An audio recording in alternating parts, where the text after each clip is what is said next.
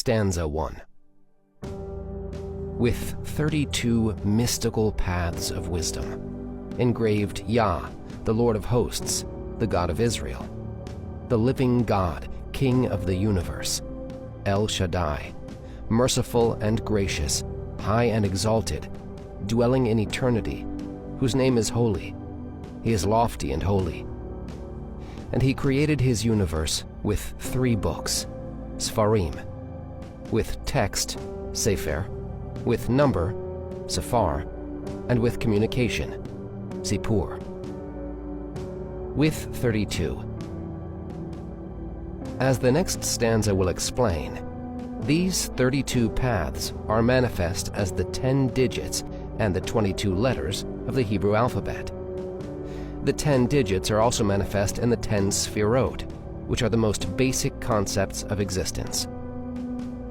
The letters and digits are the basis of the most basic ingredients of creation, quality and quantity.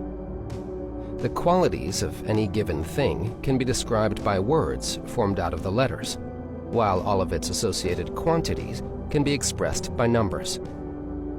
Numbers, however, cannot be defined until there exists some element of plurality in creation. The Creator himself is absolutely simple, containing no plurality whatsoever. He is the most absolute unity imaginable. Therefore, plurality only came into existence with the advent of creation. Only then could numbers be defined. The first elements of plurality in creation involved the 10 Sefirot. Hence, it was the Sefirot that defined the numbers, and therefore the concept of quantity in general. Most of Sefer Yetzirah will deal with these 32 paths, as they are manifest in the letters and numbers. The 32 paths themselves, however, will not be mentioned again. The early Kabbalists defined these 32 paths as different states of consciousness. A list of these is given in Appendix 2. According to the Kabbalists, these 32 paths are alluded to in the Torah by the 32 times that God's name Elohim appears in the account of creation in the first chapter of Genesis. In this account, the expression God said appears 10 times, and these are the 10 sayings with which the world was created. These 10 sayings parallel the 10 Sefirot. The first saying is said to be the verse, "In the beginning, God created the heaven and the earth," Genesis chapter 1, verse 1. Even though God said does not appear here, it is implied and understood. The other 22 times that God's name appears in this account then parallel the 22 letters of the alphabet. The 3 times in which the expression God made appears parallel the 3 mothers. The 7 repetitions of God saw parallel the 7 doubles. The remaining 12 names parallel the 12 elementals. See Table 2. In general, none of the names of God refer to the Creator himself. The Creator is only referred to as Ein Sof, which means the infinite being, or simply the infinite. The names used in Scripture and elsewhere merely refer to the various ways through which God manifests himself in creation. The name Elohim, which is used throughout the first chapter of Genesis, refers to the manifestation of delineation and definition. Each of the 32 paths therefore served to delineate and define a particular aspect of creation. Man is seen as a microcosm, with each thing in his body paralleling something in the forces of creation. Thus, for example, the 6 days of creation have parallels in man's 2 arms, 2 legs, torso, and sexual organ. This is the significance of the Torah's statement that God formed man in the image of God. Genesis chapter 1, verse 27. Note that the word for God here is Elohim. This is because man's form parallels the structure of the delineating forces that define creation. The Kabbalists note that the 32 paths of wisdom have their parallel in the human nervous system. 31 of these paths then parallel the 31 nerves that emanate from the spinal cord. The 32nd and highest path corresponds to the entire complex of cranial nerves, which are 12 in number. The nervous system serves a double purpose. First, it transmits messages from the brain to all parts of the body, allowing the mind to control the limbs and organs. Secondly, the nervous system transmits information from the various senses to the brain. 4 of the senses, sight, hearing, taste, and smell, come directly through the cranial nerves, which are entirely in the brain. The impulses that come from the lower 31 nerves deal primarily with the sense of touch and feeling. Like the nerves, each of the 32 paths is a two-way street. First, it is the channel through which the mind exerts control over creation. Secondly, however, it is also the path through which man can reach the mind. If an individual wishes to attain a mystical experience and approach the mind, he must travel along the 32 paths. In Hebrew, the number 32 is written Lamed Bet. This spells Lev, the Hebrew word for heart. It is in the heart that the action of the mind is manifest in the body. As soon as the influence of the mind ceases, the heart ceases to function, this being the definition of death. The heart also provides life force to the brain and nervous system. When the heart stops pumping, the nervous system can no longer function, and the mind no longer exerts influence on the body. The heart, therefore, serves as a causal link between mind and body. It is for this reason that Sefer Yetzirah calls the heart the king over the soul, chapter 6, stanza 3. It also describes the mystical experience as a running of the heart, chapter 1, stanza 8. The Torah is seen as the heart of creation. The first letter of the Torah is the Bet of Bereshit, in the beginning. The last letter of the Torah is the Lamed of Israel, Israel. Together, these two letters also spell out Lev, meaning heart. The 32 paths are contained in the Torah, which is the means through which the mind is revealed. It is also the link between the mind and the physical universe. The Torah is therefore expounded in 32 different ways, as taught by Rabbi Yossi of Galilee. The two letters Lamed and Bet also share another unique distinction. As a prefix, Lamed means to, and Bet means in. The 3 letters of the Tetragrammaton, Yud, He, and Vav, can also serve as suffixes for personal pronouns. The suffix Yud means me, He means her, and Vav means him. In the entire alphabet, there are only 2 letters to which these suffixes can be joined, and these are Lamed and Bet. These then spell out the words Li, to me, La, to her, Lo, to him, Bi, in me, Ba, in her, Bo, in him.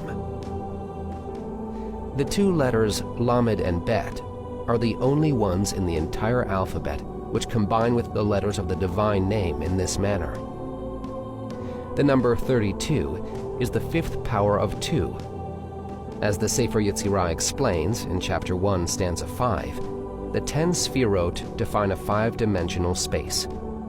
The 32 paths correspond to the number of apexes on a 5-dimensional hypercube.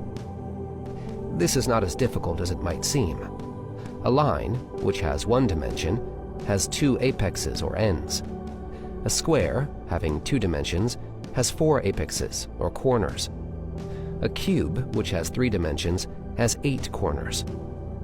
We thus see that with the addition of each dimension, the number of apexes is doubled. A 4-dimensional hypercube has 16, or the 4th power of 2, apexes, while a 5-dimensional hypercube has 32, or the 5th power of 2 apexes. Paths. The Hebrew word for paths here is nitivot, a word that occurs only rarely in Scripture. Much more common is the word derech. As the Zohar states, however, there is an important difference between these two words. A derech is a public road, a route used by all people. A nativ, on the other hand, is a personal route, a path blazed by the individual for his personal use. It is a hidden path, without markers or signposts, which one must discover on his own, and tread by means of his own devices. The 32 paths of wisdom are therefore called nitivot. They are private paths, which must be blazed by each individual. There is no open highway to the mysteries. Each individual must discover his own path. The numerical value of nativ is 462. This is twice the number of the 231 gates discussed in Chapter 2, Stanza 4. These gates are a means through which one ascends and descends along the 32 paths. Mystical. These paths are said to be mystical, pliot in Hebrew. This comes from the root pala, which has the connotation of being hidden and separated from the world at large. Not only are these paths individual, but they are hidden, concealed, and transcendental. This is very closely related to the word pele, meaning a miracle. A miracle is separated and independent from the laws of the physical world. It is also influenced by hidden forces. As such, it is a link with the mystical and transcendental plane. The same is true of the paths of wisdom. According to the Zohar, the word pele specifically relates to the paths of wisdom. The type of miracle denoted by the word pele is specifically one that is accomplished through the manipulation of these paths. The methods of manipulating these paths is one of the important teachings of Sefer Yetzirah. The Sefer Yetzirah later calls the three mothers a great mystical, mufla, secret. Chapter 3, Stanza 2. The first of the three mothers is Aleph. When spelled out, Aleph has the same letters as Pele. According to the Kabbalists, the letter Aleph denotes Keter, crown, the highest of the Sefirot. It is with regard to Keter that Ben Sira said, "In what is mysterious, mufla for you, do not seek." The Kabbalists call Keter the level of nothingness, ayin. It is on this level that the laws of nature cease to exist, and can therefore be altered. As the book Raziel points out, the three letters of Pele represent increasingly hidden values. According to the phonetic families defined by Sefer Yetzirah, Chapter 2, Stanza 3, the first letter, Pe, is pronounced with the lips, the second letter, Lamed, with the middle of the tongue, and the final, Aleph, with the throat. Thus, the first letter is pronounced with the outermost revealed part of the mouth, while the last is voiced with the innermost concealed part. The word Pele thus denotes the transition from the revealed to the concealed. Wisdom. These 32 paths are said to be paths of wisdom, chokhmah. In a Kabbalistic sense, wisdom is seen as pure, undifferentiated mind. It is pure thought, which has not yet been broken up into differentiated ideas. Wisdom is the level above all division, where everything is a simple unity. It is in recognition of this that the Talmud states, "Who is wise? Chacham. He who learns from every man." It is on the level of wisdom that all men are one. Hence, if one is on this level, he must learn from every human being, and indeed from all creation. According to the Baal Shem Tov, this means that a person on the level of wisdom must even learn from evil. It is only on levels below wisdom that people are separated into different individuals. Only on lower levels does the division between good and evil exist. The Talmud likewise states, "Who is wise? He who perceives the future." This is because wisdom is the pure mind force that transcends time. on the level of wisdom, past, present, and future have not yet been separated. Hence, on this level, one can see the future just like the past and present. The antithesis of wisdom is understanding. The Hebrew word for understanding is binah, which comes from the root bain, meaning between. Understanding is the level immediately below wisdom. It is on the level of understanding that ideas exist separately, where they can be scrutinized and comprehended. While wisdom is pure undifferentiated mind, understanding is the level where division exists, and where things are delineated and defined as separated objects. On the level of wisdom, all men are included in a single world soul. Understanding is the level of neshama, where the soul of each individual assumes a distinct identity, and each one is seen as a separate entity. The divine name associated with understanding is Elohim. This is a plural word, since understanding implies a plurality of forces. It is the name Elohim that is used throughout the entire first chapter of Genesis in describing the act of creation. The 32 times that this name occurs correspond to the 32 paths of wisdom. This resolves an important difficulty. If wisdom is a simple, undifferentiated mind, how can it be manifest as 32 distinct paths? But actually, wisdom is undifferentiated, and it is only through the power of understanding that it is divided into separate paths. These paths are therefore designated by the name Elohim, the name associated with understanding. An example would be water flowing through a system of pipes. Water itself is an undifferentiated fluid, having no essential macroscopic structure. Structure is only imposed on it when it flows through the system of pipes. In the analogy, wisdom is the water, while understanding represents the pipes that channel it. The 32 paths are expressed as the letters and numbers. Since these represent division, they are manifestations of understanding. Hence, wisdom represents nonverbal thought, while understanding is its verbalization. In this respect, wisdom and understanding are seen as being male and female, respectively. In the Kabbalah, wisdom is seen as the father, Abba, while understanding is the mother, Ima. The male represents unchanneled creative force. This can only be brought into fruition when delineated, enclosed and channeled by the female womb. It is for this reason that the Sefer Yetzirah, in chapter 1, stanza 2, calls the primary letters mothers. This also resolves another difficulty. Earlier, we said that the 32 paths represent the heart, since the Hebrew word for heart, lev, actually spells out the number 32. The heart, however, is normally associated with understanding, while these paths are said to pertain to wisdom. But the paths merely channel wisdom, while the substance of the paths themselves is understanding. Engraved. The text states that the Creator used these 32 paths to engrave so as to create his universe. The Hebrew word here is chakak.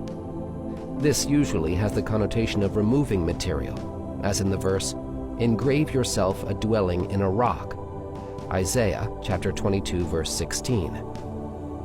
Derived from this root are the words chok and chukah, meaning rule and decree, since rules and laws serve to remove some of the individual's freedom of action. Thus, the word chakak is closely related to machak, meaning to erase, as well as to the root lakach, meaning to remove or take. The word chakak is very closely related to the concept of writing. The main difference between engraving, chakak, and writing is that when one writes, one adds material such as ink to the writing surface, while when one engraves, one removes material. When the Bible uses the word chakak to designate writing, it is referring to such systems as cuneiform, where the text was written by removing wedges of clay from a tablet. To understand why the author uses the term engraved here, we must understand the idea of creation. Before a universe could be created, empty space had to exist in which it could be made. But initially, only God existed, and all existence was filled with the divine essence, the light of the infinite, or Ein Sof. It was out of this undifferentiated essence that a vacated space had to be engraved. The process, known to the Kabbalists as the Tzimtzum, constriction, is clearly described in the Zohar. In the beginning of the king's authority, the lamp of darkness engraved a hollow in the supernal luminescence. The hollow engraved in the supernal luminescence was the vacated space in which all creation subsequently occurred. The undifferentiated light of the infinite, which existed before the constriction, is on the level of wisdom, which is pure undelineated mind. The power of constriction is that of understanding, this being what the Zohar calls the lamp of darkness. It is negative light, or negative existence, which can engrave a hollow in the divine essence. This constriction, or hollowing of the divine essence, did not occur in physical space, but rather in conceptual space. It is hollow insofar as it contains the possibility for information, but not actual information. As such, it is the chaos and void, tohu and bohu, mentioned in the account of creation, where the scripture states, "The earth was chaos and void," Genesis chapter 1, verse 2. Chaos is a state where information can exist, but where it does not exist. The hollow was made through the 32 paths, since letters and digits are the basic bits of information. While random letters and numbers do not actually convey information, as long as they exist, it is also possible for information to exist. The vacated space is therefore the state where it is possible for information to exist, but where this possibility has not yet been realized. These letters were subsequently combined into words, forming the 10 sayings of creation. Each of these sayings brought information into the vacated space, through which creation could take place there. The order was therefore first engraving, and then creation. The Sefer Yetzirah therefore states that the Creator engraved and created his universe. Engraved Yah. Many of the Kabbalistic commentaries translate this as "He engraved Yah." In Hebrew, the word "he" is often not written out, but understood from the verbal form. The "he" here refers to the infinite being, Ein Sof, who is above all the divine names. According to this, the Sefer Yetzirah is saying that the infinite being began creation by engraving the divine names through the 32 paths of wisdom. The names are written with letters, and they could only come into being after the letters had been created. It is in the same vein that some of the early Kabbalists interpret the first verse in Genesis to read, "In the beginning, he created Elohim, along with the heaven and the earth." The first thing that the infinite being created was the name Elohim, which is associated with the constriction. The divine names also parallel the Sefirot. Once the vacated space had been engraved, the Sefirot could be created inside it. The engraving of this space was therefore intimately related to these names. This can also be read in the imperative. With 32 mystical paths of wisdom, engrave Yah and create his world. The term engrave here would mean to form a clear mental image of the name, so as to meditate on it, as we will discuss later in chapter 1, stanza 14. The method is alluded to in Rava's saying, "If the righteous desired, they could create a world." Yah. Saadia Gaon translates this as the eternal.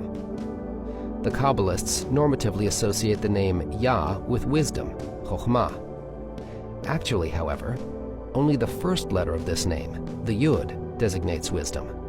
The second letter, He, designates understanding, the feminine principle. The reason why this name as a whole is used to designate wisdom is because wisdom cannot be grasped except when it is clothed in understanding. For this reason, the Yud alone is not used as the name for wisdom, but rather the Yud combined with the He. There are a number of reasons why these two letters represent wisdom and understanding respectively.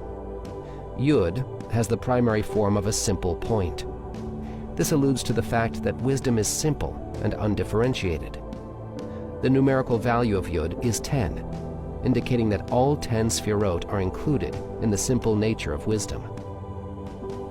At the beginning of a word, the letter Yud indicates the masculine future. This is related to the teaching, "Who is wise? He who perceives the future." At the end of a word, when used as a suffix, the letter Yud means me or my. Wisdom is the essential nature of the individual, belonging to him alone.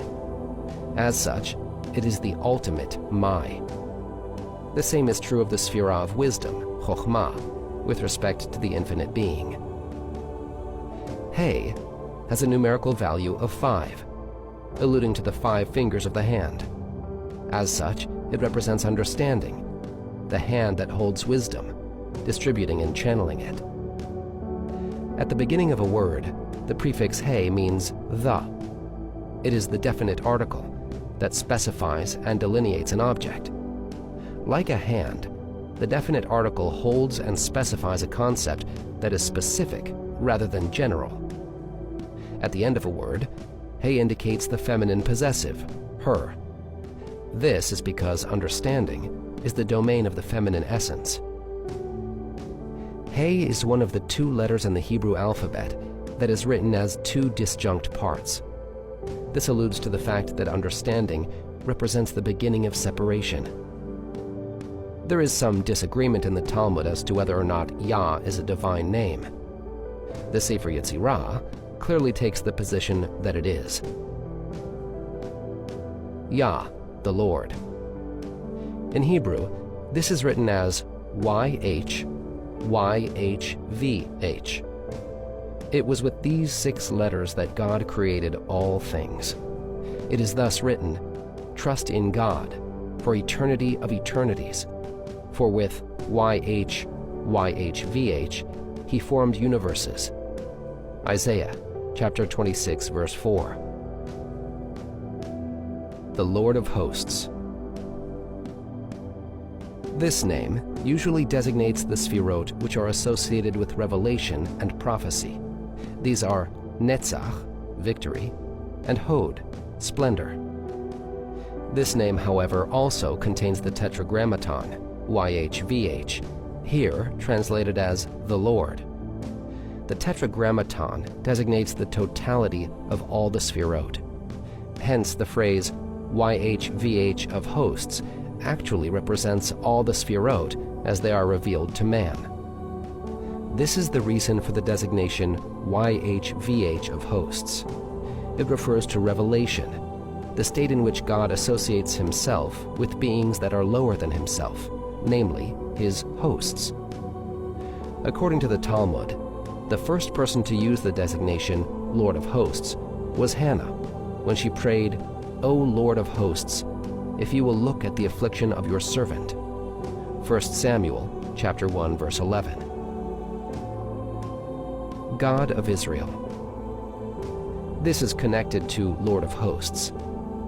While revelation in general is to all of God's hosts, in particular, it is granted to Israel. As we shall see in chapter 2, stanza 4, the name Israel is closely associated with the 231 gates. The Hebrew word for God here is Elohim. This alludes to understanding, the concept that divides and delineates. The living God. The name is associated with the essential creative forces, represented by the Sefirah of Yesod, foundation. In man, this force parallels the sexual organ. In Hebrew, this phrase is Elohim Chaim.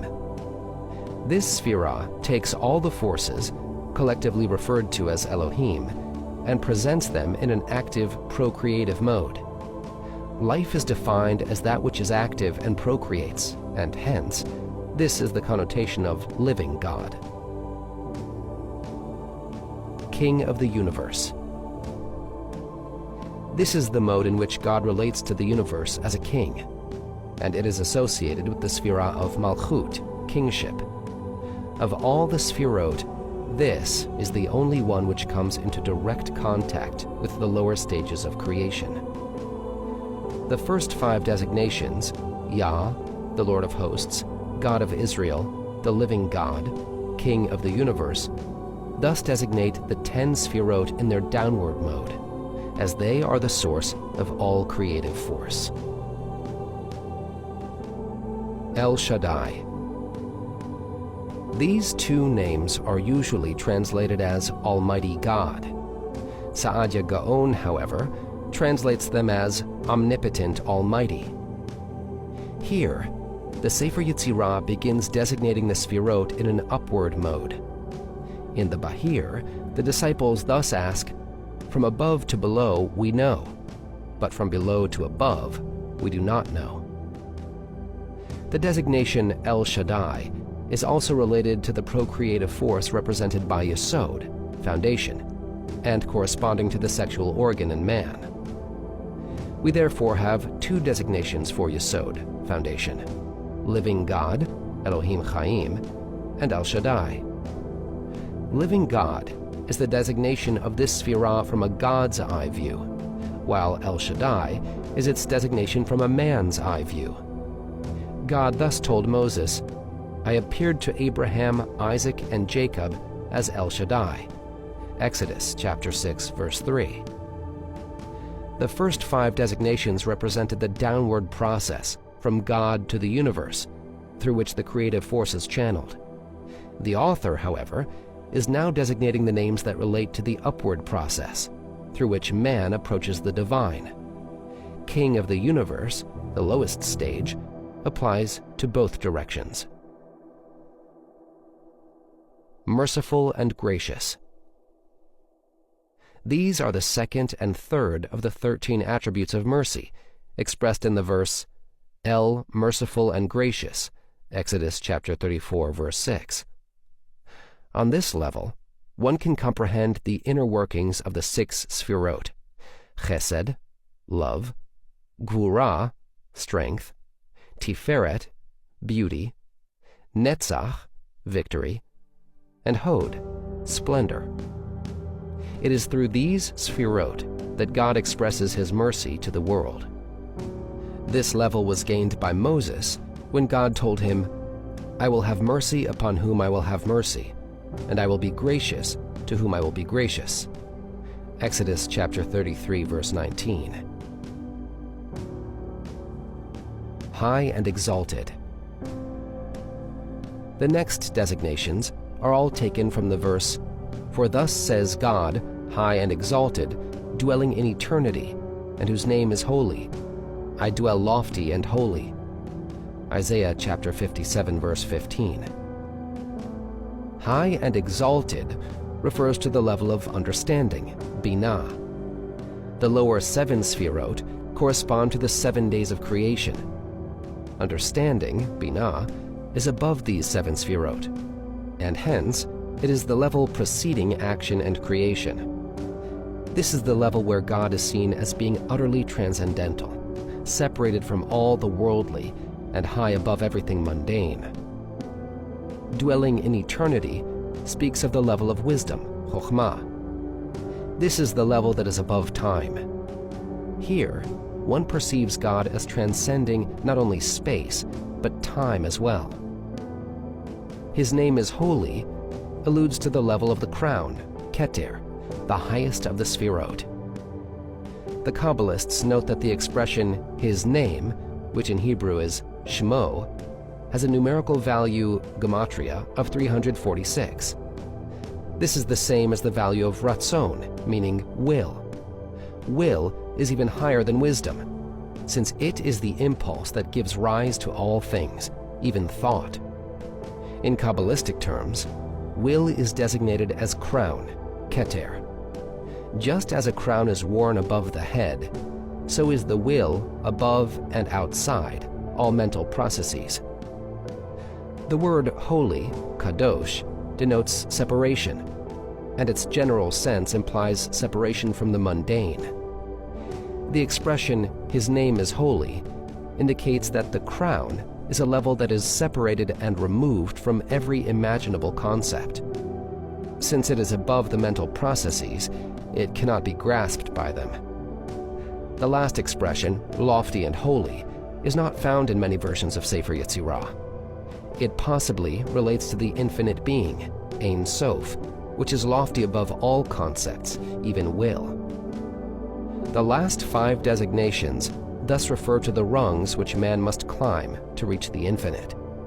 These are the Sefirot in their upward mode. The impulse of creation first went downward through the Sefirot, and then it went upward again, returning to the infinite. Only then could creation take place. With 3 books. Sefer Yetzirah now begins to define the word Sefirah, the Hebrew designation for the divine emanations that form the basis of creation. The Hebrew word for book, sefer, has the same root as the word Sefirah, except that the former is masculine and the latter is feminine. These 3 books are said to be text, number, and communication. The Hebrew word for text here is sefer, which literally means book. Number is sephar, from which the English word cipher is derived. Communication is sipur, which more literally is telling. These 3 divisions respectively represent quality, quantity, and communication. These are the letters, numbers, and the manner in which they are used. These 3 books correspond to the 3 divisions of creation defined by Sefer Yetzirah, namely universe, year, and soul. In more modern terms, these would be called space, time, and spirit. Universe refers to the dimensions of space, year to time, and soul to the spiritual dimension. See Table 4. As we shall see, the Sefer Yetzirah speaks of a 5-dimensional continuum defined by the 10 Sefirot. The first 3 are the 3 dimensions of space.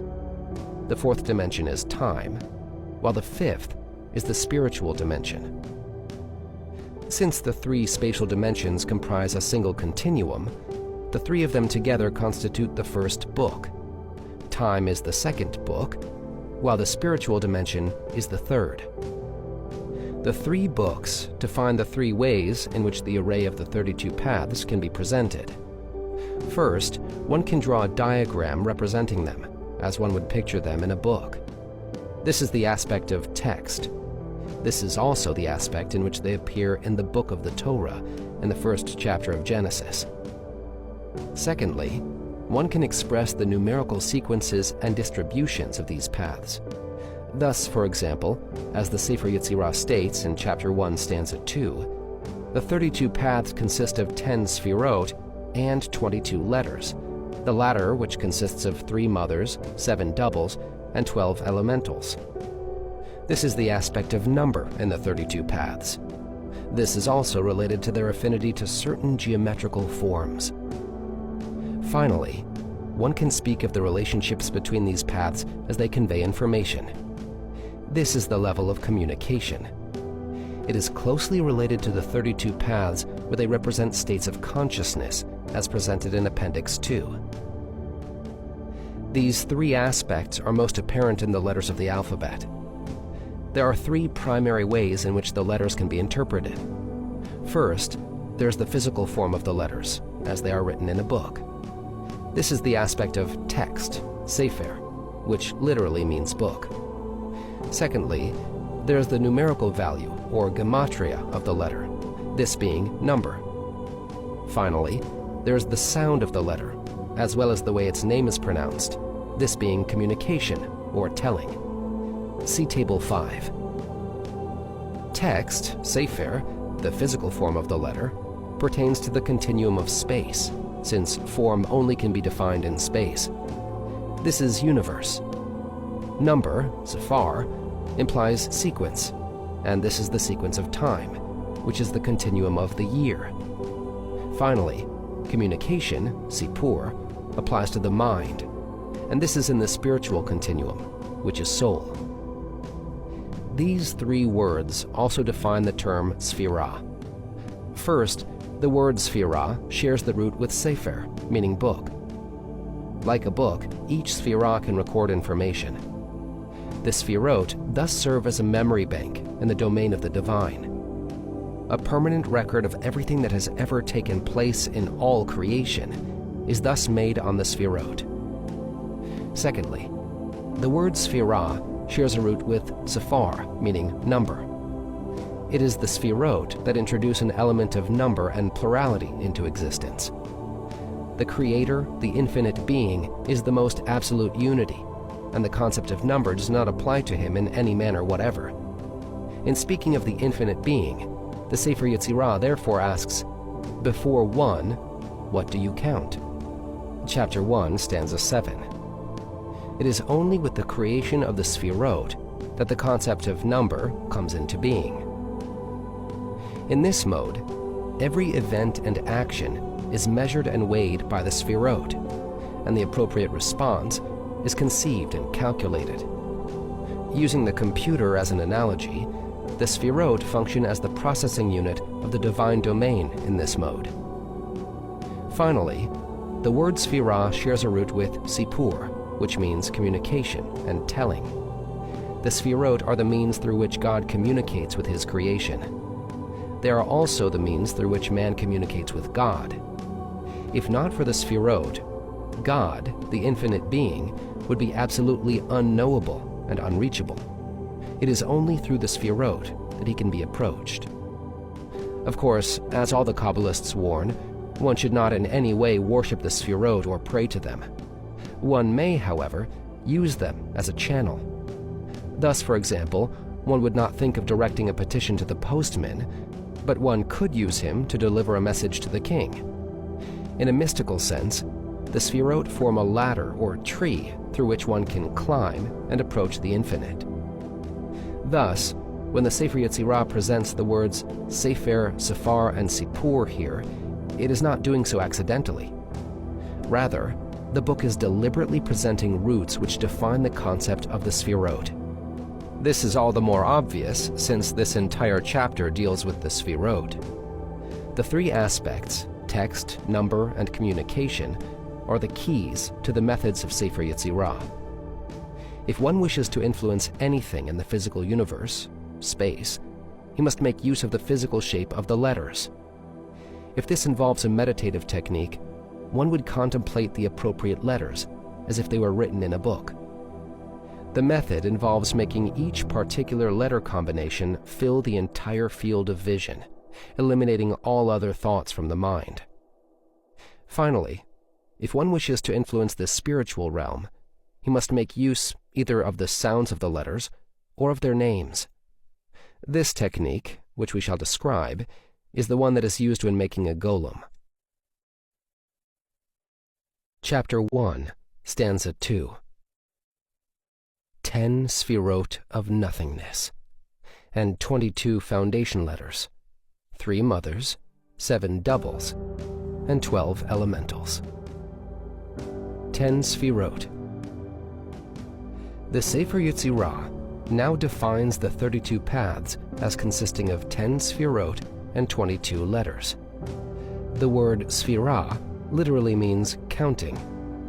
It is thus distinguished from the word mispar, meaning number. Although the Sefirot are said to represent the 10 basic digits, they are not actual numbers. Rather, they are the sources from which the numbers originate. Although the Sefer Yetzirah does not name the 10 Sefirot, their names are well known from the classical Kabbalah. They are given in Table 6. The Sefirot are usually presented in an array consisting of 3 columns, as in the figure. The names of the Sefirot are all derived from Scripture. in recounting Bezalel's qualifications, God says, "I have filled him with the Spirit of God, with wisdom, with understanding, and with knowledge." Exodus chapter 31, verse 3. As the Sefer Yetzirah later states in chapter 1, stanza 9, the Spirit of God refers to Keter, crown, the first of the Sefirot. Wisdom and understanding then refer to the next two Sefirot. The first two Sefirot are likewise alluded to in the verse, "With wisdom God established the earth, and with understanding he established the heavens, and with his knowledge the depths were broken up." Proverbs chapter 3, verses 19 and 20. It is likewise written, "With wisdom a house is built, with understanding it is established, and with knowledge its rooms are filled." Proverbs chapter 24, verses 3 and 4. All of these sources list three qualities: wisdom, understanding, and knowledge. Knowledge, however, is not a sefirah, but merely the point of confluence between wisdom and understanding. In many ways, however, it behaves as a sefirah, and it is thus often included among them. The next 7 Sefirot are named in the verse, "Yours, O God, are the greatness," 4, the strength, 5, the beauty, 6, the victory, 7, and the splendor, 8, for all, 9, in heaven and in earth. Yours, O God, is the kingdom, 10. 1 Chronicles chapter 29, verse 11. It is here that the names of all the lower Sefirot are defined. See Figure 1. In most sources, however, the first of these is called chesed, love, instead of gdulah, greatness. Similarly, the sixth is called yesod, foundation, rather than all. In older Kabbalistic texts, however, both designations are used. According to some Kabbalists, the 10 Sefirot also parallel the 10 Hebrew vowels. Together with the 22 letters, they then comprise the totality of the Hebrew language. Of nothingness. The Hebrew word here is belima. This word can also be translated as meaning closed, abstract, absolute, or ineffable. This word occurs only once in Scripture, in the verse, "He stretches the north on chaos, he hangs the earth on nothingness," blima. Job chapter 26, verse 7. According to many commentaries, the word blima is derived from the two words bli, meaning without, and ma, meaning what or anything. The word blima would then mean without anything, or nothingness. According to this interpretation, the designation Sefirot of nothingness is used to indicate that the Sefirot are purely ideal concepts, without any substance whatever. Unlike letters, which have form and sound, the Sefirot have no intrinsic physical properties. As such, they are purely conceptual. Other sources state that blima comes from the root balam, meaning to bridle. This is found in the verse, "Do not be like a horse or mule, who do not understand, whose mouth must be bridled, balam, with bit and rein." Psalm 32, verse 9. This second interpretation seems to be indicated by the Sefer Yetzirah itself, since it later says, "Bridle, balom, your mouth from speaking of them." Chapter 1, stanza 8. According to this, blima would be translated as ineffable. The text is speaking of 10 ineffable Sefirot, indicating that they cannot be described in any manner whatever. Similarly, the biblical verse, "He hangs the earth on the ineffable," would mean that the forces which uphold creation cannot be described. According to both interpretations, the Sefirot are distinguished from the letters. While the letters are primarily modes of expression, the Sefirot are inexpressible by their very nature. The leading Kabbalist, Rabbi Isaac of Akko, 1250 through 1340, points out that blima has a numerical value of 87. God's name Elohim, on the other hand, has a value of 86. Blima thus represents the stage immediately following the pure essence of the divine. 22 foundation letters. In the simplest sense, these are called foundation letters because it was through the letters of the Hebrew alphabet that the universe was created. The Sefer Yetzirah itself, therefore, says of the letters, "With them he depicted all that was formed, and all that would ever be formed." Chapter 2, stanza 2. This is also alluded to in what the Talmud says of the builder of the tabernacle. Bezalel knew how to permute the letters with which heaven and earth were made. With each act of creation, the Torah reports that God said. Thus, God said, "Let there be light," and God said, "Let there be a firmament." The decrees through which God brought creation into being consisted of sayings. These in turn consisted of words, and these words were formed out of letters.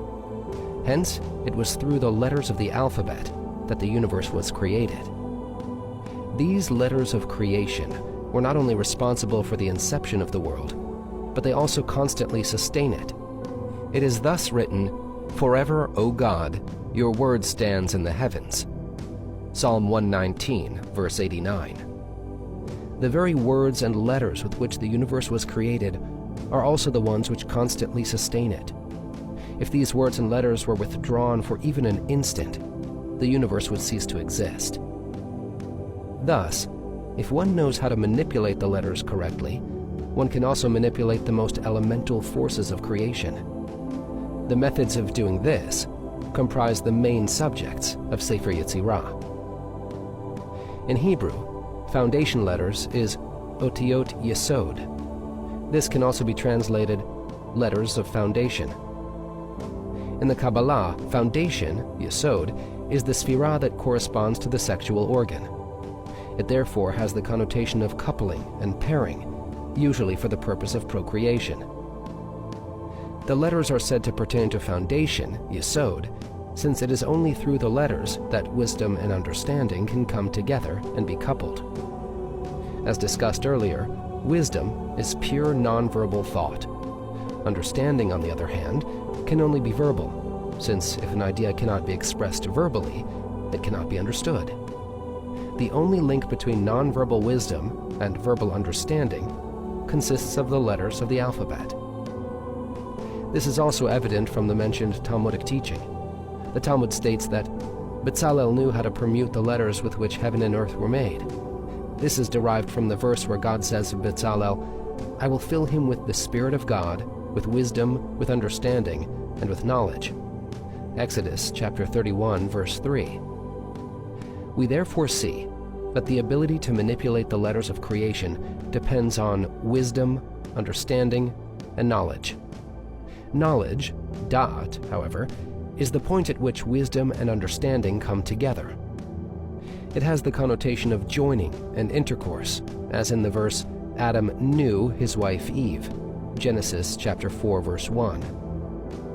Knowledge, therefore, serves in the place of foundation between wisdom and understanding. It is in this same context that the Sefer Yetzirah speaks of letters of foundation. In a more general sense, the letters serve to pair off and connect all the Sefirot. This is particularly true in the Tree of Life shown in Figure 1, which shall be discussed in detail. 3 mothers. These are the 3 letters Aleph, Mem, and Shin. They will be discussed at length in Chapter 3. These letters are called mothers because they are primary. Essentially, Aleph is the first letter of the alphabet, Mem is the middle letter, and Shin is the second from the last. The reason why Tav, the last letter of the alphabet, is not used is because it is one of the doubles. One reason why these letters are called mothers is because, in general, the letters are derived from understanding, binah.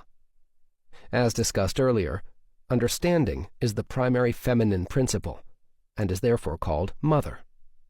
This is alluded to in the verse, "For you shall call understanding a mother," Proverbs chapter 2, verse 3. Since these are the primary letters, they are called the mothers. These letters are also called mothers, emot, in the same sense that a crossroad is called a mother of the road, Ezekiel chapter 21, verse 26. These three letters are called crossroads, since they form the horizontal links between the Sefirot in the Tree of Life diagram. On a more basic level, these are mothers because the number of horizontal links defines the order of the array, as discussed. 7 doubles. These are the 7 letters that can express 2 sounds: Bet, Gimel, Daled, Kaf, Pe, Resh, and Tav. The elementals are the 12 remaining letters, which have a single sound. These 2 groups will be discussed in chapters 4 and 5, respectively. If we draw 10 points in 3 columns in the simplest manner, we see that they are automatically linked by 22 lines. Of these, 3 are horizontal, 7 are vertical, and 12 are diagonal, as shown in Figure 2. The division presented by Sefer Yetzirah is therefore a natural consequence of the array. This figure can actually be looked upon as a member of a family of diagrams. The order of the diagram is then determined by the number of horizontal links. In practice, for reasons dealing with the basic nature of the Sefirot, they are not arranged in this natural order, but have the middle line lowered somewhat. There are several different ways that the Kabbalists assign the letters in these diagrams. These are shown in figures 3 through 6. Chapter 1, stanza 3. 10 Sefirot of nothingness, and the number of 10 fingers, 5 opposite 5, with a singular covenant precisely in the middle, in the circumcision of the tongue and in the circumcision of the membrum. The number of 10 fingers. Creation is said to have been accomplished with God's fingers, as it is written, "When I see your heavens, the work of your fingers." Psalm 8, verse 4. The 10 numerical digits similarly parallel the 10 fingers in man. The 5 fingers of the hand contain a total of 14 bones. This is the numerical value for yad, the Hebrew word for hand. 5 opposite 5.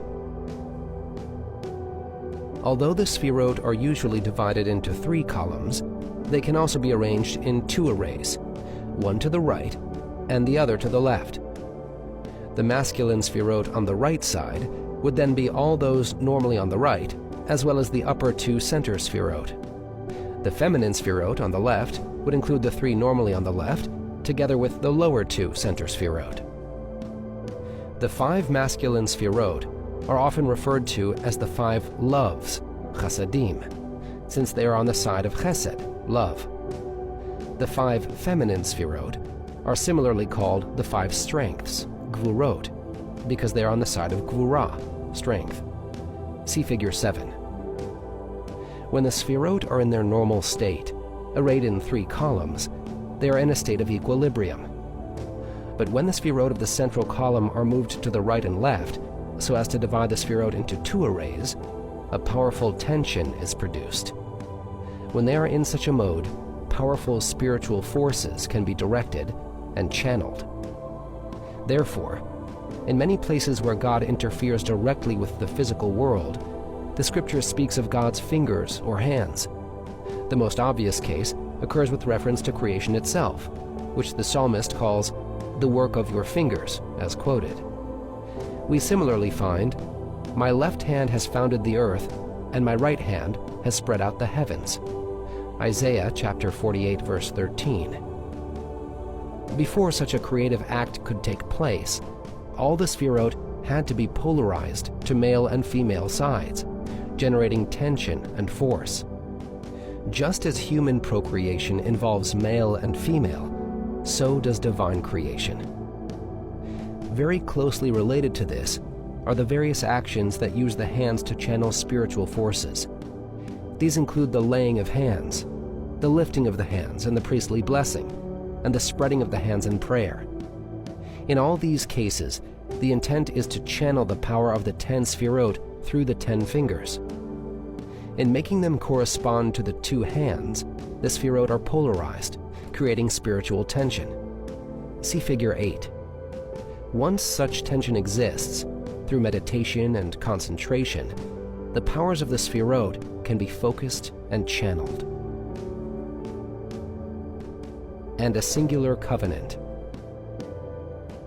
The Hebrew here is Brit Yachid. Some read Brit Yichud, a unifying covenant, but the meaning is similar. A similar concept is found in the last chapter with regard to Abraham, chapter 6, stanza 7. In general, a covenant, Brit, is something that comes between 2 separate parts. The paradigm of a covenant is that which God made with Abraham when he commanded him, "Take to me a prime heifer, a prime female goat, a prime ram, a turtle dove, and a young pigeon." Genesis chapter 15, verse 9. These 5 animals paralleled the 5 fingers. 3 of the animals were divided in half, so that the 6 halves represented the 6 Sefirot that are normally to the right and left. The 4 halves of the birds, which were not divided, represented the 4 Sefirot which are normally in the center line. See Figure 9. The 2 tablets containing the 10 Commandments were also called the Tablets of the Covenant, Deuteronomy chapter 9, verse 9. It was for this reason that they were given as 2 tablets, rather than as a single one. When the 10 Sefirot are divided into this double array, the place in the middle becomes the focus of spiritual tension. This place is then called the singular covenant, or unifying covenant. Circumcision of the tongue. The Hebrew word for circumcision is milah. This same word, however, also means word, as we find God's Spirit speaks in me, and his word, milah, is on my tongue. 2 Samuel chapter 23, verse 2. Hence, this can also be translated a word of the tongue.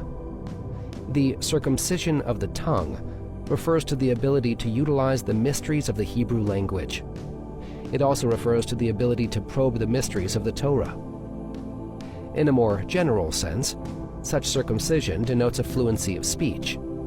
One who cannot speak properly is said to have uncircumcised lips. Moses thus said, "How will Pharaoh listen to me when I have uncircumcised lips?" Exodus chapter 6, verse 12. When one is given the power of proper speech, his tongue is said to be circumcised. This is both the circumcision and the word of the tongue. A good example of this is found in the priestly blessing. Here, the priests raise their hands and pronounce the blessing outlined in Scripture, Numbers chapter 6, verses 22 through 27. The priests must raise their hands so that they are precisely level with the mouth. As it is written, Aaron lifted up his hands toward the people, and he blessed them. Leviticus chapter 9, verse 22. The Cohen priest must concentrate on the fact that his 10 fingers represent the 10 Sefirot. As a result of the focus of spiritual force between his 2 hands, his tongue is circumcised, and his blessing has its proper effect. The same is true of raising one's hands in prayer. Here again, the 2 hands focus spiritual power so as to circumcise the tongue, allowing the individual to pray effectively.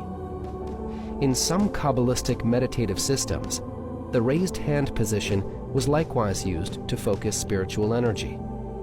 It was for a very similar reason that the Kohen priests had to wash their hands and feet before engaging in the divine service.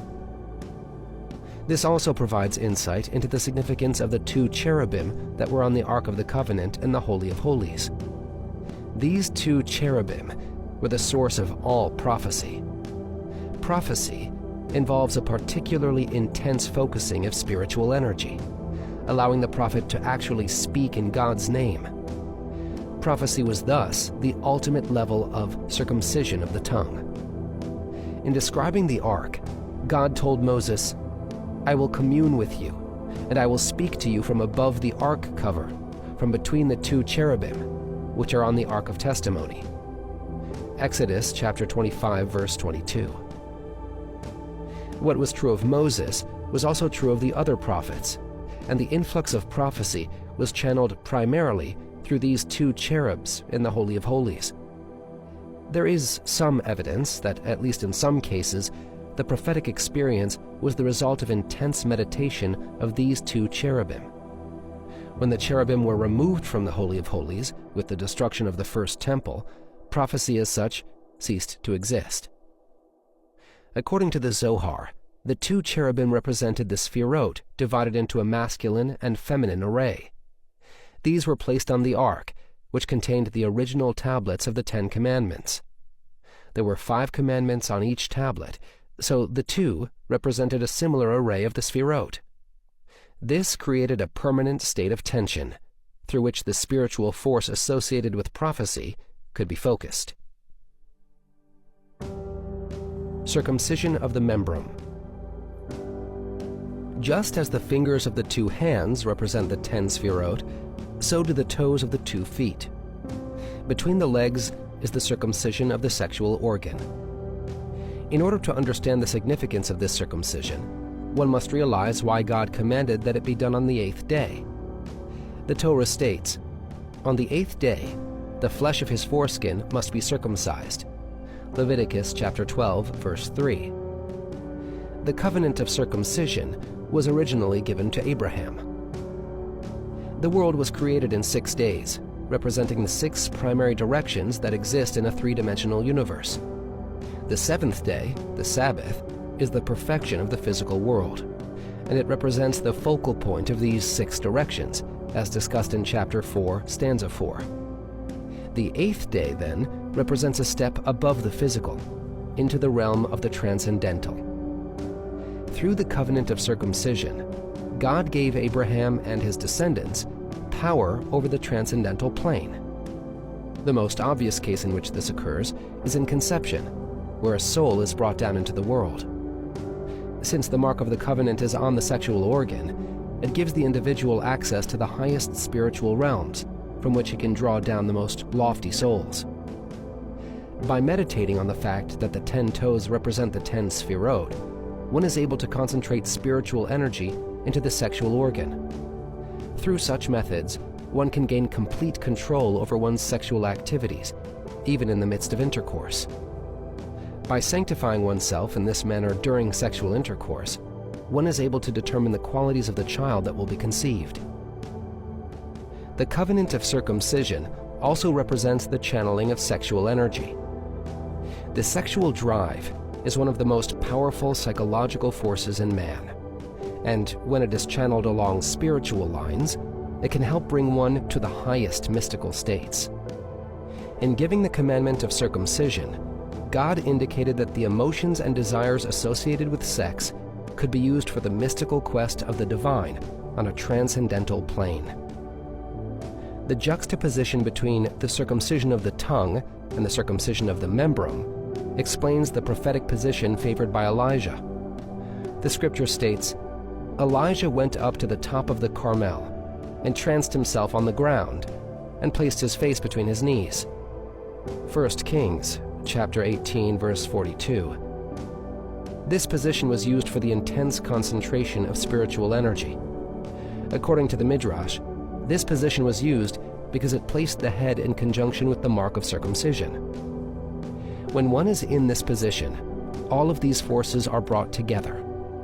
The 10 fingers, 10 toes, tongue, and sexual organ comprise a total of 22 elements, paralleling the 22 letters of the Hebrew alphabet. The individual's body itself thus becomes an alphabet, with which he can write in the spiritual realm. Chapter 1, stanza 4. 10 Sefirot of nothingness. 10 and not 9. 10 and not 11. Understand with wisdom. Be wise with understanding. Examine with them and probe from them. Make each thing stand on its essence, and make the Creator sit on his base. This section speaks primarily of the first three Sefirot: Keter, crown; Chokhmah, wisdom; and Binah, understanding. Later, we find a similar discussion with regard to the lower seven Sefirot in chapter 4, stanza 5. 10 and not 9. The highest faculty in man is will. This corresponds to the first of the Sefirot, Keter, crown. If one were to attempt to describe God, it would be tempting to say that he is pure will. This would be very much like saying that God is spirit, or that he is love, since all such descriptions attempt to depict God in terms of human traits. If any human trait were to be used, however, it should be will, since this is the highest of all human faculties. If we would say that God was pure will, however, then we would be saying that he is identical with Keter. Keter, however, is merely a Sefirah, and as such, it is something created by God and inferior to him. We therefore cannot even say that God is pure will. Even will is among his creations, and is inferior to him. Therefore, there is no word that can be used to describe God's essence. The author consequently states that the Sefirot are 10 and not 9. For if we were to say that God is will, then Keter would be identical to God, and only 9 Sefirot would remain. But since there are 10 Sefirot, then even will is nothing more than a Sefirah, and it is something that is inferior to the Creator. The Sefer Yetzirah also warns 10 and not 11. This is to teach that God himself, the infinite being, is not to be included among the Sefirot. If he were, then there would be 11 rather than 10. God belongs to a totally different category than the Sefirot, and is not to be counted among them. As a result, we cannot even describe him by such purely abstract qualities as will, wisdom, love, or strength. When the Bible makes use of any of these qualities in relation to God, it is speaking of the Sefirot created by God, and not of the Creator himself. This is particularly important for the mystic. As a person reaches the highest levels, he might think that he is actually reaching God himself. The Sefer Yetzirah therefore warns that when one climbs the ladder of the Sefirot, there are only 10 steps, and not 11. The Creator is always beyond our grasp. It is for this reason that God is called Ein Sof, literally the infinite. One can climb higher and higher, reaching toward infinity, but one can never attain it. Infinity may remain a goal, but it is only a goal that points to a direction, but not a goal that actually can be reached. The same is true of the infinite Ein Sof. Understand with wisdom. As discussed earlier, understanding, Binah, involves verbal thought, while wisdom, Chokhmah, is pure nonverbal thought. Understanding consists of the normal reverie, where the person thinks out things so as to understand and organize the thoughts. Wisdom, on the other hand, is pure thought, and in particular, it refers to a state of consciousness where the mind is not engaged in reverie. It is very difficult to experience pure, nonverbal thought. As soon as a person attempts to clear his mind of thought, he immediately begins to think, "Now I am not thinking of anything." The state of wisdom or Chokhmah consciousness is one of pure nonverbal thought, which is very difficult to attain. It is in an attempt to attain the state of Chokhmah consciousness that the various meditative methods are used. Thus, mantra meditation attempts to clear the mind of reverie by filling it with the repeated words of the mantra. Similarly, contemplation pursues the same goal by filling the mind with the contemplated object. Wisdom is associated with the nonverbal right hemisphere of the brain, while understanding is associated with the verbal left hemisphere. As the Kabbalists explain, wisdom is normally only experienced when it is clothed in understanding. One may be able to experience the workings of the nonverbal areas of the mind, but only when one clothes them with verbal thoughts. It is here that the Sefer Yetzirah begins instruction on how to grasp the Sefirot. The first step is to understand with wisdom and to be wise with understanding. This involves a deliberate oscillation between understanding and wisdom, between verbal Binah consciousness and nonverbal Chokhmah consciousness. Try for a moment to stop thinking. You remain completely conscious, but there are no verbal thoughts in your mind. If you are an average person, you may be able to maintain such a state for a few seconds, but immediately your mind begins to verbalize the experience. You might say to yourself, "I'm not thinking of anything." But as soon as you do this, of course, you actually are thinking of something. For those few seconds, however, you have experienced nonverbal Chokhmah consciousness. If you work at this exercise, you can gradually learn how to extend the time in which you are in this state. It is like a heavy pendulum. The longer you push it back and forth, the further it will swing. Similarly, the more you learn to oscillate between verbal Binah consciousness and nonverbal Chokhmah consciousness, the deeper you will reach into the latter, and the longer you will be able to maintain this state. Chokhmah consciousness is particularly important in reaching the Sefirot. As mentioned earlier in Chapter 1, Stanza 2, the Sefirot are ineffable and cannot be understood verbally. As the Sefer Yetzirah itself says, they must be reached by paths of wisdom, that is, through the paths of nonverbal Chokhmah consciousness. Examine with them. A similar expression is later used with regard to the lower Sefirot, Chapter 4, Stanza 5. Once an individual is able to experience the Sefirot, he must make use of them to examine and test them. The author does not say examine them, but examine with them. The Hebrew word used here is bachan, and it means that one is to test things for their intrinsic quality as they are at the immediate moment. When a person has an awareness of the Sefirot, he can then examine anything in creation and determine the Sefirah to which it pertains. As he becomes proficient in doing this, he can use various things to strengthen his attachment to their associated Sefirah. When the Sefer Yetzirah was first written, each individual had to do this on his own. Now, however, there are many lists which associate various things and ideas with their appropriate Sefirot, and these can be used as aids in binding oneself to them. Probe from them. The Hebrew word for probe here is chakar, which usually indicates attaining the ultimate knowledge of a thing. The Sefer Yetzirah says that one should probe from them. As a result of the spiritual power that one attains from the Sefirot, one should probe each thing to its ultimate depth.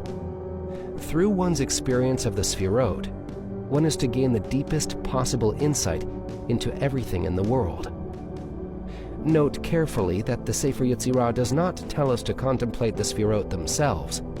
Rather, it instructs us to use them in developing an inner sight with which to view the world. Make each thing stand on its essence. In this manner, one can learn how to perceive the essential nature of each thing. The Sefer Yetzirah says, "Make each thing stand on its essence," so as to parallel the next phrase, "Make the Creator sit on his base." The Sefer Yetzirah is also indicating here that when a person perceives the true spiritual nature of a thing, he also elevates that thing spiritually.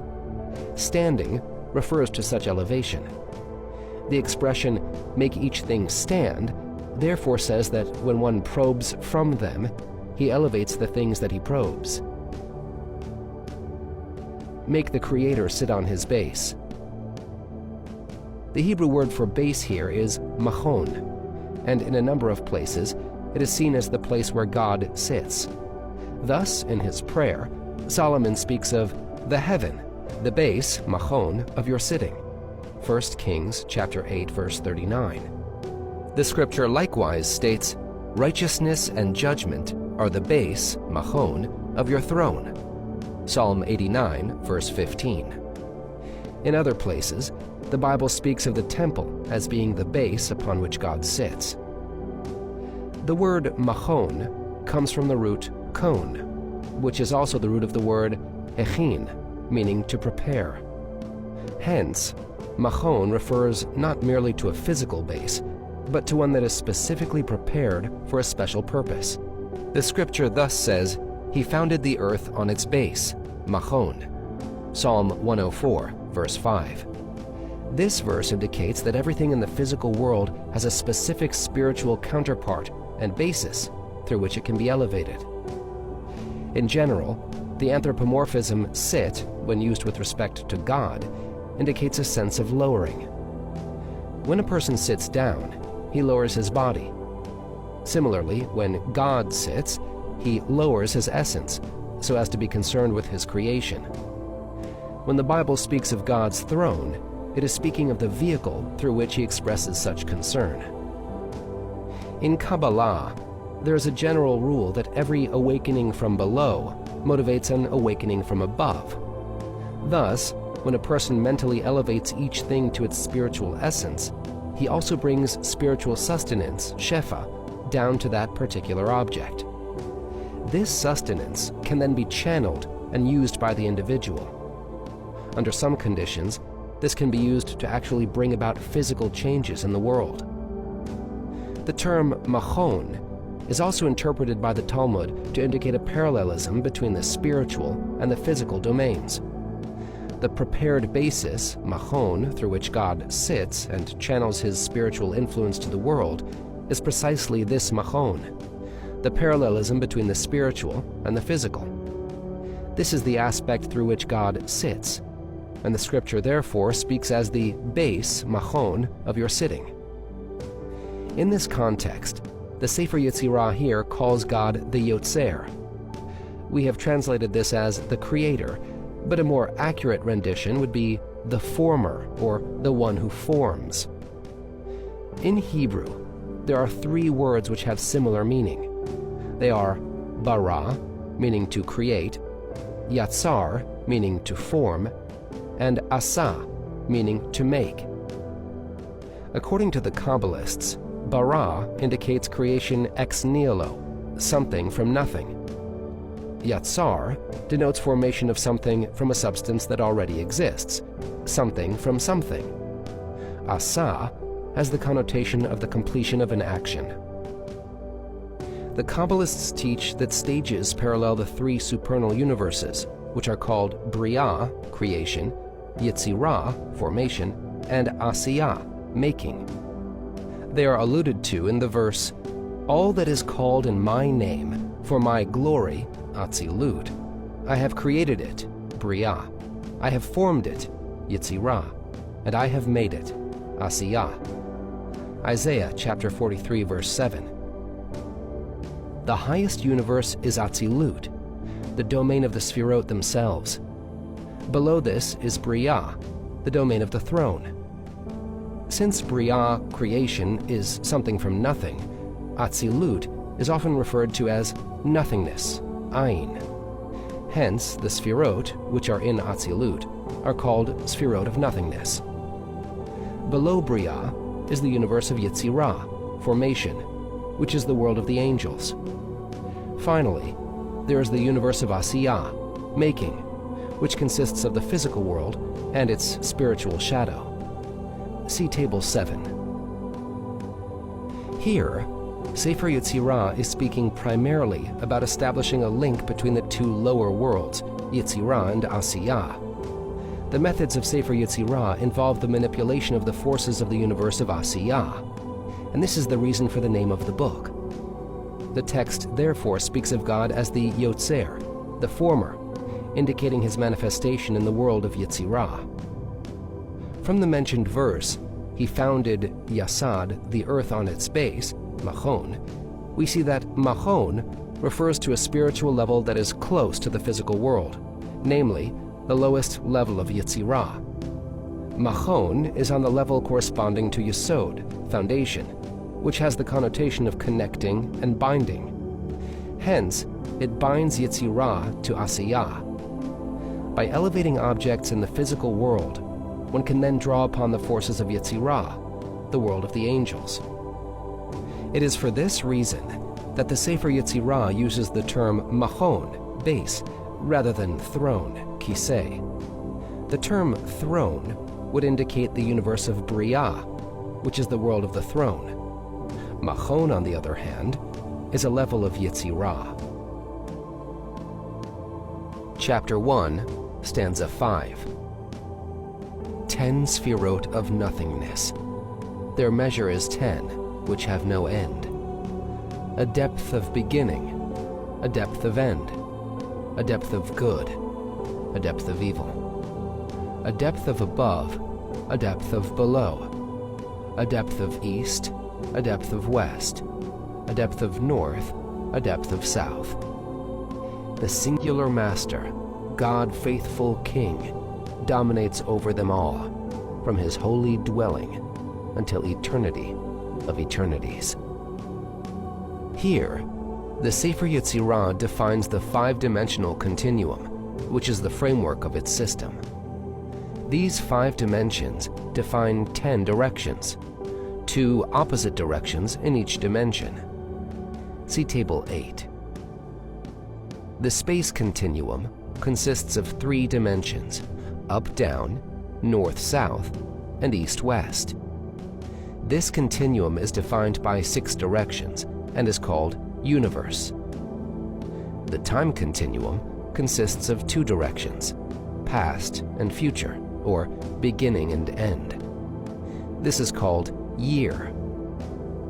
Finally, there is a moral, spiritual 5th dimension, whose 2 directions are good and evil. This is called soul. According to the later Kabbalists, these 10 directions parallel the 10 Sefirot in the following manner. Beginning, Chokhmah, wisdom. End, Binah, understanding. Good, Keter, crown. Evil, Malchut, kingship. Up, Netzach, victory. Down, Hod, splendor.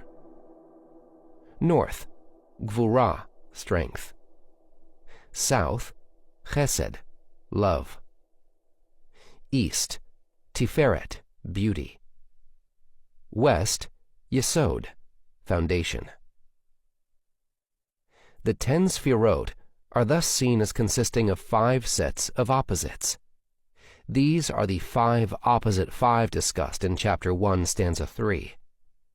The opposites parallel the 5 fingers on each of the 2 hands.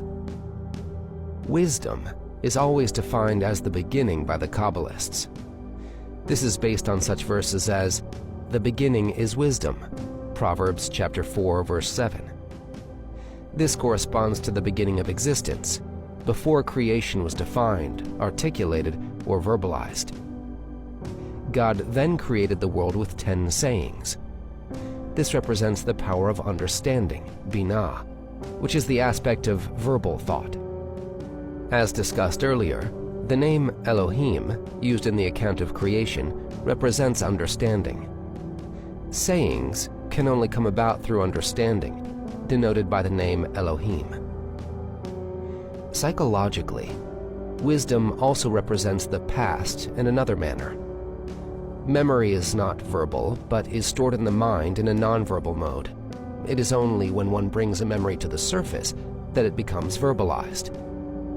Since pure memory is completely nonverbal, it is in the category of wisdom.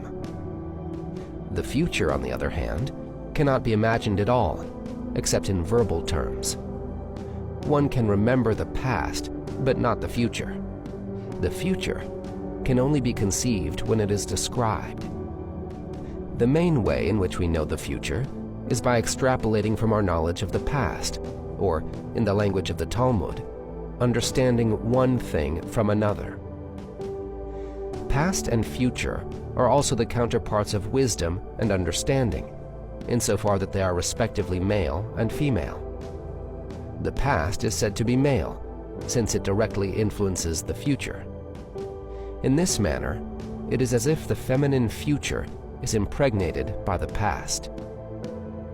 Keter is said to be good, since it is the Sefirah closest to God.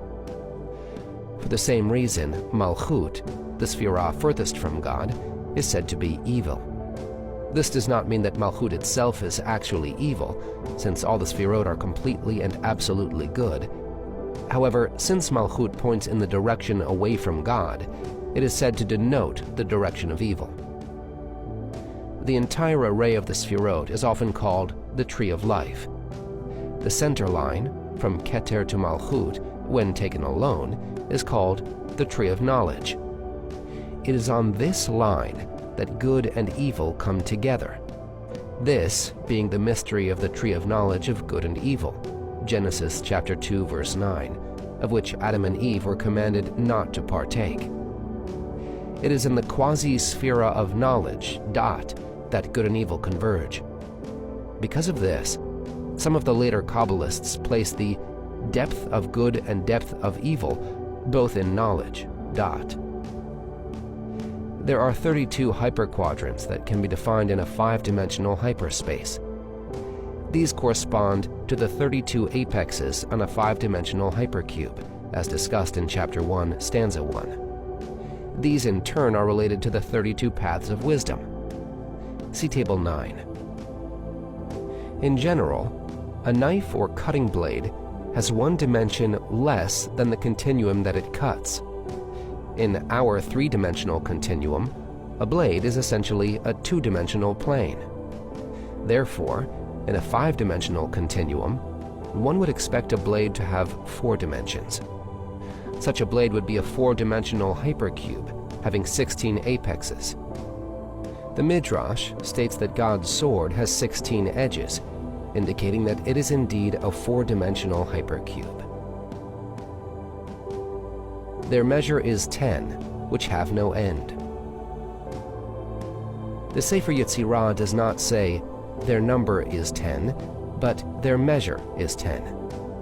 What it is saying is that the Sefirot define a continuum of 10 directions, or 5 dimensions. Each of these directions is said to be infinite and endless. Indeed, in saying that they have no end, the Sefer Yetzirah uses the term Ein Lahem Sof. This is the term usually used for God, the infinite being. Each direction extends without limit, and in this respect, the Sefirot share a property with the infinite being. The initiate is here given an allegory through which he or she can perceive his or her path to the infinite being. The allegory consists of any of the directions. Thus, for example, up has no end. One can continue to travel in an upward direction, but can never actually reach up. The same is true when one travels up spiritually. A depth of beginning. The Sefer Yetzirah does not speak of directions, but of depths. In general, the concept of depth indicates something at a great distance, as when one looks down a deep well, gazing at its depth. It therefore denotes great distance, both physical and mental. Therefore, an idea that is difficult to understand and far from one's comprehension is also said to be deep. There are many examples of this in Scripture. We thus find the heavens for height, the earth for depth, and the heart of kings has no probing. Proverbs chapter 25, verse 3. Regarding wisdom, Kohelet likewise said, "It is deep, deep, who can find it?" Ecclesiastes chapter 7, verse 24.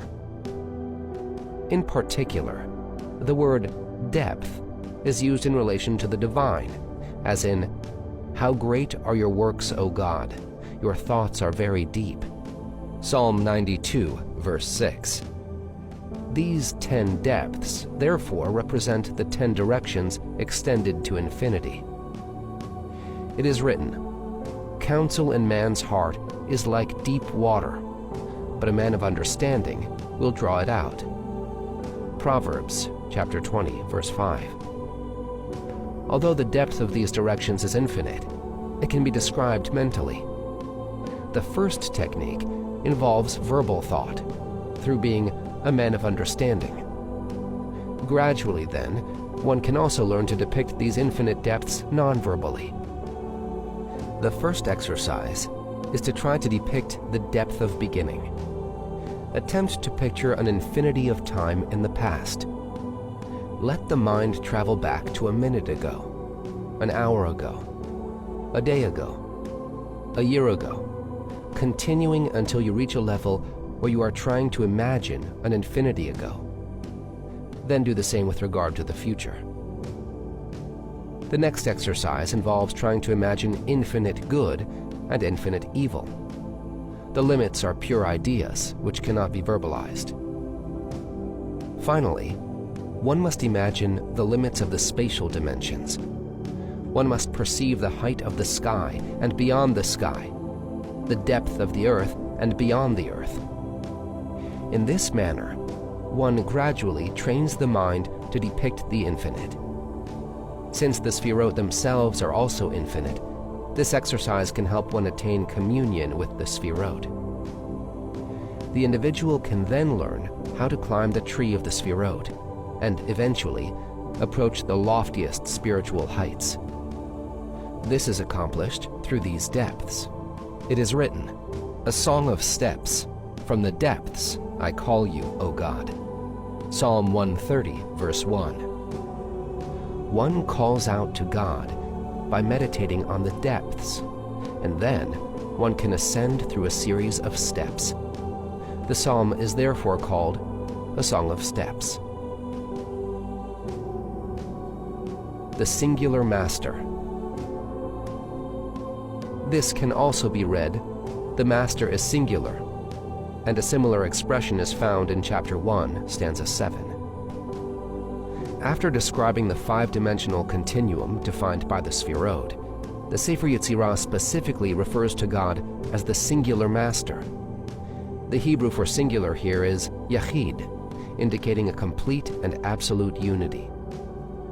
The unity of God is absolute. He is not like a person who consists of many parts. He is not even like the most simple physical object, since even such an object has 3 dimensions.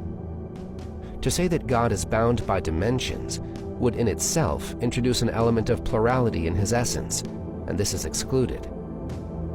After the Sefer Yetzirah has defined the 5-dimensional continuum, one might be misled to think that God himself is a 5-dimensional being. The text, therefore, stresses his unity at this point. The concept of dimensionality does not apply to God at all. God Faithful King. In Hebrew, this is El Melech Ne'eman. The initial letters of this phrase spell out Amen, and according to the Talmud, it is this phrase that defines the word Amen. The statement here that God is faithful means that he is accessible only through faith. The human intellect can only grasp concepts within the 5-dimensional continuum of space, time, spirit. God, the infinite being, however, is beyond this. He may relate to the universe as king, but he himself is above the grasp of our mentality. Dominates them all. The Hebrew word for dominate here is moshel. There are 2 synonyms that indicate dominance, melech and moshel. A melech is a king who interacts with his subjects and is therefore affected by them. A moshel, on the other hand, is a tyrant and dictator who rules but is in no way influenced by his subordinates. God is sometimes called a melech, but this refers only to his actions through malchut, kingship, the lowest of the Sefirot. The infinite being, however, is actually a moshel, an absolute ruler who is in no way affected by his creation. The scripture thus says, "If you are righteous, what do you give him? What does he receive from your hand?" Job chapter 35, verse 7. This is particularly true of God's relationship to the Sefirot. He is in no way affected or defined by them. From his holy habitation. The Hebrew word for habitation here is ma'on. The expression holy habitation, ma'on kadosh, occurs a number of times in the Bible. It is also used again in chapter 1, stanza 12. The word ma'on is defined by the verse, "O God, you have been a habitation, ma'on, for us." Psalm 90, verse 1. The Midrash interprets this to indicate that God is the habitation of the world, and the world is not his habitation. God is the place of the world, defining the space-time spirit continuum, and he is not defined by any continuum whatever. The continuum is contained in God, as it were, and he is not contained in the continuum. The word ma'on is very closely related to the word makom, meaning place. Makom comes from the root kom, meaning to stand. Hence, makom denotes a place in physical space where something can stand. Ma'on, on the other hand, comes from the same root as ona, meaning a time or period. Just as makom defines a point in space, so ma'on defines a point in the space-time continuum.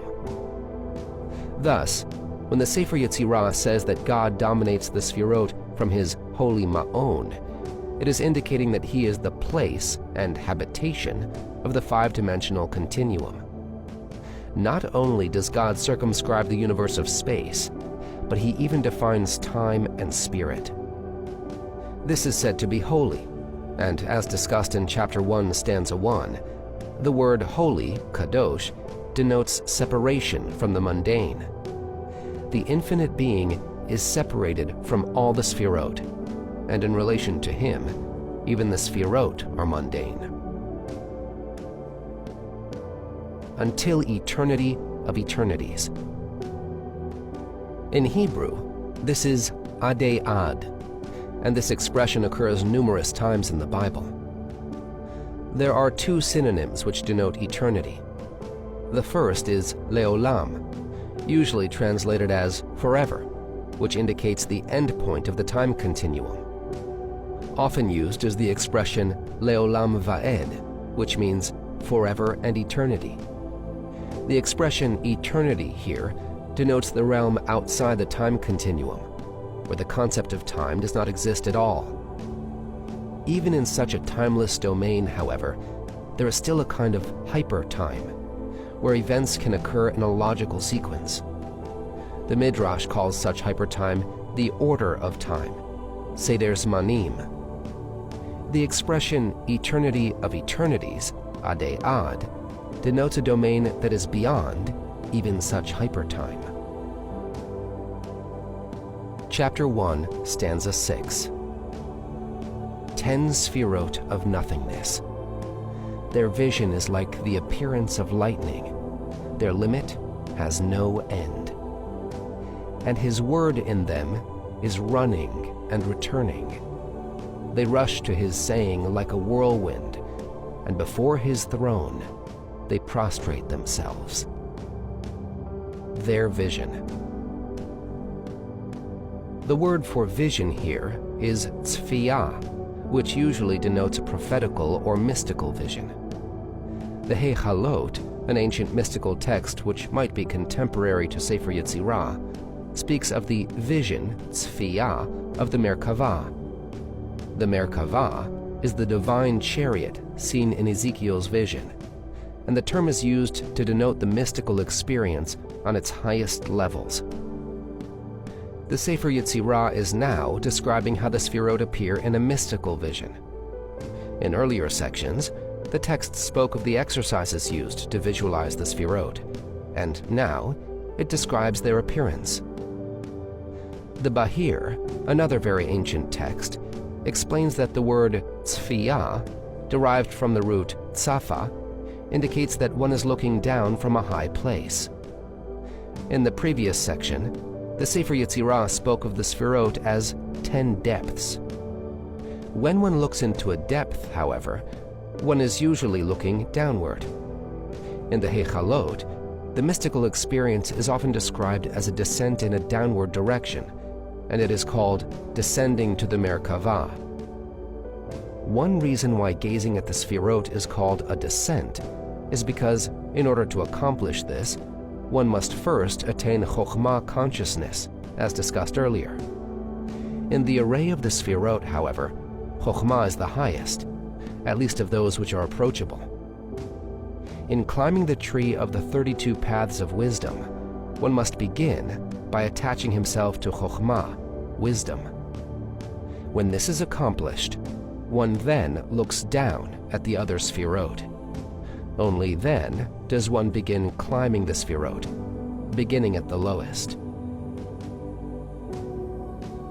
Like the appearance of lightning. This is taken from the verse, "And the Chayot, running and returning, like the appearance of lightning," Bazak. Ezekiel chapter 1, verse 14. The word Bazak, which is found only in this one place in the Bible, is usually translated as lightning or a spark. According to other interpretations, Bazak denotes a flashing meteor or a bursting bubble. According to all these opinions, the Sefer Yetzirah is stating that the Sefirot can only be visualized for an instant, and then they vanish. The great Kabbalist, Rabbi Moshe de Leon, 1238 through 1305, best known as the publisher of the Zohar, offers an interesting analogy. When the Sefirot are seen in a mystical vision, their appearance is like sunlight reflected on a wall from a bowl of water. As long as the bowl is absolutely still, the reflected image is clear, but the slightest vibration causes it to break up and oscillate wildly. Similarly, a clear vision of the Sefirot would be possible in theory, but only if the mind were absolutely still and calm. The slightest exterior thought, however, destroys the image completely. When the mind is in a state where it can visualize the Sefirot, it is disturbed by the most minute distractions. Their limit has no end. This is obviously derived from the verse, "For every limit I have seen an end. Your commandment is very broad." Psalm 119, verse 96. The Hebrew word for limit here is tachlit, which also means completion and ultimate. It is derived from the root kala, meaning to complete or finish, as in, "The heaven and earth were finished," kala. Genesis chapter 2, verse 1. The word tachlit also denotes purpose, since when something fulfills its purpose, it is said to be completed and fulfilled. The expression, "their limit has no end," Kates, can be compared to the earlier expression, "their measure has no end," Soph, chapter 1, stanza 5. Both words, Kates and Soph, denote an end, but the shade of meaning is somewhat different. The word Soph is derived from the root safa, meaning to cease to exist. The term Kates, on the other hand, comes from katzatz, meaning to cut off. Hence, the end implied by Soph is where something ceases to exist, while Kates implies the point where it is cut off, that is, its extreme boundary or limit. As one authority puts it, Soph is the end in relation to that which follows it, and Kates is the end with regard to that which precedes it. When the Sefer Yetzirah spoke earlier of the Sefirot as extensions, the text says that they have no Soph. This indicates that there is no place where they cease to exist, no matter how far out one goes. This is the infinity of extension. Similarly, when God is called Ein Soph, literally without Soph, it also means that there is no place where he ceases to exist. Here, on the other hand, the Sefer Yetzirah is speaking of the Sefirot as they are seen in a mystical vision. The text then says that their purpose, completion, and outcome have no limit, Kates. Even though the Sefirot are seen only as a flash, there is no limit to the insight that they can imbue to the individual. His word in them is running and returning. This also alludes to the verse, "And the chayot running and returning like the appearance of lightning," Ezekiel chapter 1 verse 14. It is discussed again later in chapter 1 stanza 8. The phrase, "his word," is devaro. Others, however, vocalize this dabru, which means they speak. This line then reads, "They speak of them as running and returning." This teaches that one cannot focus for any length of time on any of the Sefirot. The mind can concentrate and see them as a flash of lightning, but only for an instant. Then one must return. One oscillates between running and returning, peaking for an instant and then immediately returning to one's normal mental state. The Kabbalists note that running denotes chokhmah, while returning implies binah. As discussed earlier, one can only visualize the Sefirot with chokhmah consciousness through the nonverbal part of the mind. Such chokhmah consciousness is very difficult to maintain, since the mind normally functions in a state of verbal binah consciousness. As mentioned in chapter 1 stanza 4, the only way to attain chokhmah consciousness is to swing back and forth between chokhmah and binah. It is only during the instant of pure chokhmah consciousness that the Sefirot can be perceived. In Hebrew, the word run is usually roots. Here, however, the commentaries note that the root of the word is ratza, and this is apparently the only place in the entire Bible where this root is found. According to the Midrash, this root is related both to roots, to run, and to ratzah, meaning to will or desire. The word ratzah, therefore, has the implication of running with one's will, or impelling the will to concentrate on something beyond its grasp. This indicates the mental effort through which the Sefirot are visualized. The Sefer Yetzirah relates running and returning to speech. Speech exists only in relation to binah consciousness, since this is the verbal part of the mind. As long as a person is normally in a state of binah consciousness, he can only visualize the Sefirot as a flash, running and returning. They rush to his saying like a whirlwind. The Sefer Yetzirah says that God's speech in them runs and returns. God's speech can be visualized through the Sefirot, but it runs and returns. Speech, devar, refers to a general concept, while a saying, ma'amar, denotes a particular statement. It is only with regard to the generic speech that the Sefirot oscillate, running and returning. But when there is a ma'amar, a specific saying or edict, they no longer oscillate, but rush like a whirlwind. According to the reading, his speech in them runs and returns, this entire section is speaking of the Sefirot. One normally sees the Sefirot running and returning, like flashes of lightning. But when a particular edict from God is present, they no longer oscillate, but pursue it like a whirlwind.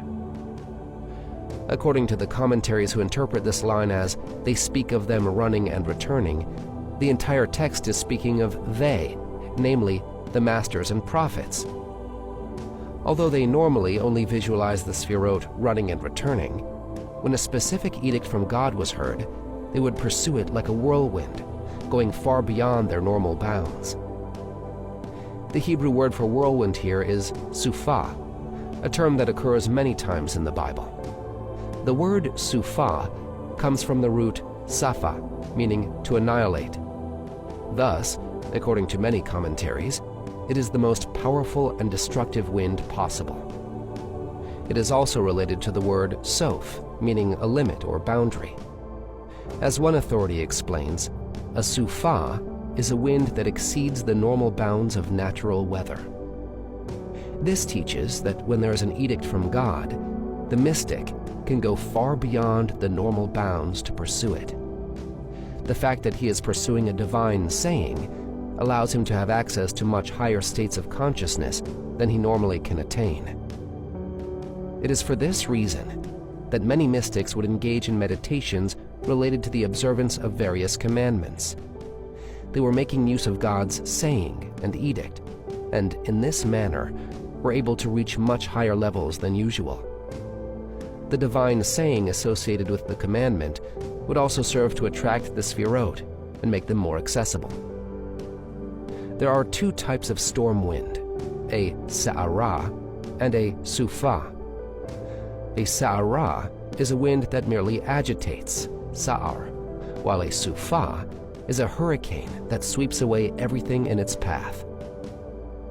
At the beginning of the mystical experience, Ezekiel says that he saw a storm wind, sa'ara, coming from the north. Ezekiel chapter 1, verse 4. According to some commentaries, this refers to the agitation of the mind when one enters the transcendental realm. The vehicle through which one rises and enters the mystical realm is called a merkava, chariot, and the art of engaging in this practice is called working in the chariot, ma'aseh merkava. It is therefore highly significant that the scripture states, his chariot, merkava, is like a whirlwind, sufa. Isaiah chapter 66, verse 15. This indicates that the sufa wind acts like a chariot, conveying one into the mystical realm. It is a force that carries one beyond the normal limit, sof, into the transcendental.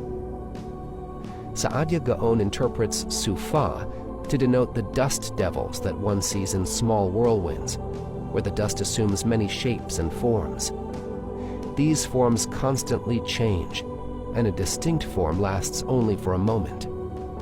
Similarly, when one visualizes the Sefirot, one can see them in many forms, but like sand devils, they last only for an instant and then dissolve. Before his throne, they prostrate themselves.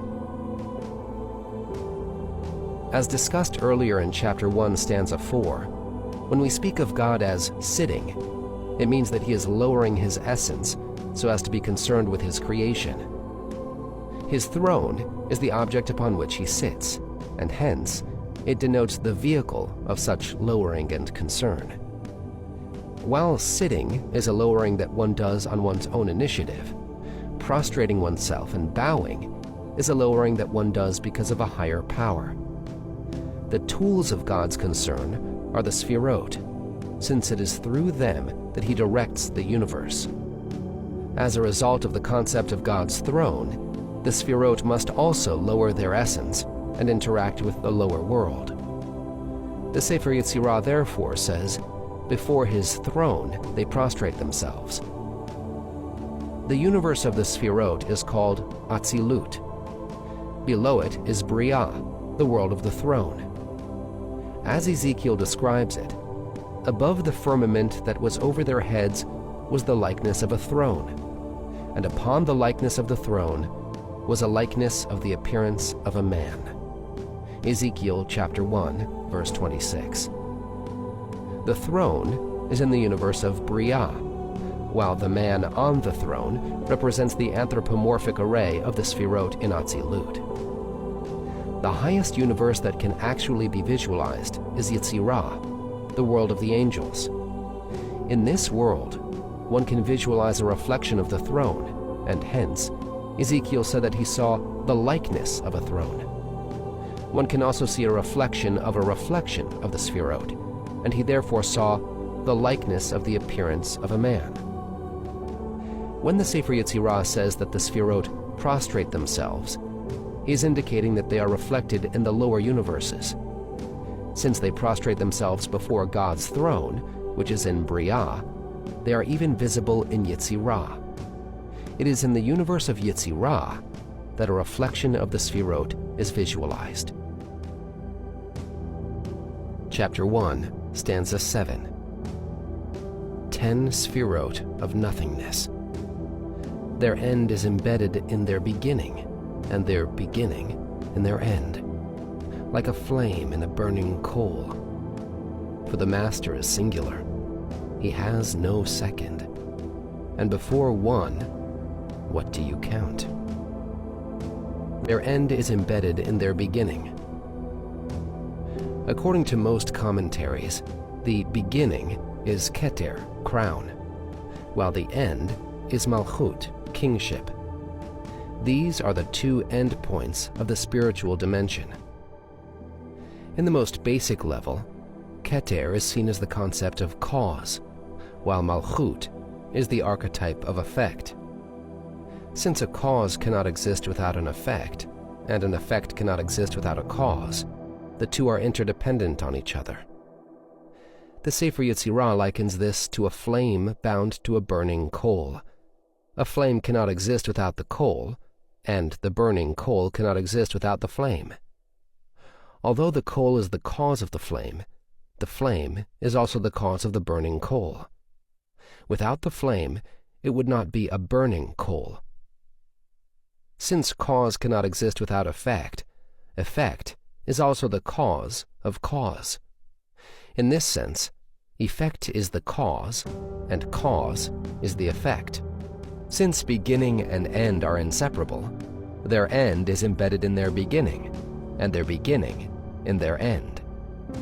Thus, even though Keter is cause and Malchut is effect, there's also a sense in which Malchut is the cause of Keter. Often in Kabbalah, where such a situation exists, Keter is seen as existing on a lower level than Malchut. Thus, for example, Keter of Bria is below Malchut of Atzilut, and Keter of Yetzirah is below Malchut of Bria. As discussed earlier, there's no term that can be used to describe God. God himself cannot even be called the cause. A cause is, to some degree, dependent on its effect, and God cannot be dependent on anything. The Kabbalists therefore teach that before creating anything else, God created the concept of cause. This is the Sefirah of Keter, crown. Keter is also often identified with will. This, however, is an anthropomorphism, since in man, will is the cause of all action. The Sefer Yetzirah therefore states that the master is singular, he has no second. The Sefirot may be interdependent, but this does not include the infinite being. Since God is absolutely unitary, he cannot even be called the cause, since this would imply an effect as a second. When we view the Sefirot as being 10 directions in a 5-dimensional continuum, we can also interpret this in another manner. Every pair of Sefirot defines an infinite line, extended infinitely in both directions.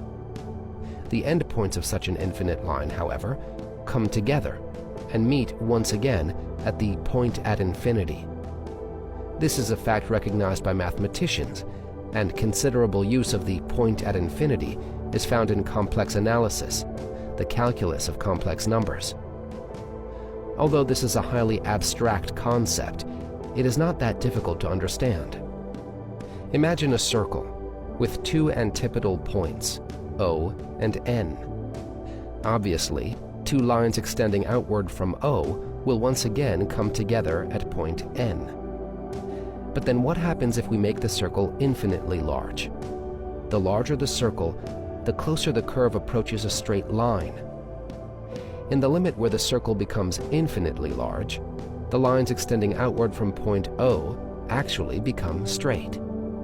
But still, they come together at point N. This point at infinity is where all endpoints meet. See Figure 10. In our 3-dimensional continuum, we can likewise extend all lines outward infinitely. The endpoints of all these lines would then be an infinite sphere surrounding all space. However, each opposing pair of lines would meet at the point at infinity, and therefore, all outgoing lines must meet at this point. Thus, in one sense, the entire 3-dimensional space continuum can be seen as surrounded by an infinite sphere. In another sense, however, this entire infinite sphere can also be represented by a single point, the point at infinity. A point, however, is infinitely small. Thus, the point at infinity can be seen as being both infinitely large and infinitely small at the same time. The same argument can easily be extended to the five-dimensional hyperspace discussed in Sefer Yetzirah. Thus, if every pair of Sefirot defines an infinite line, the beginning of each line is embedded in its end. This is true of all the Sefirot. All opposites, in their extreme case, become joined as one. One can use this as a meditation. Try to imagine the sphere at infinity and the point at infinity, and attempt to perceive how they are actually one. You will then see that your usual conception of space and extension are not as simple as you believe.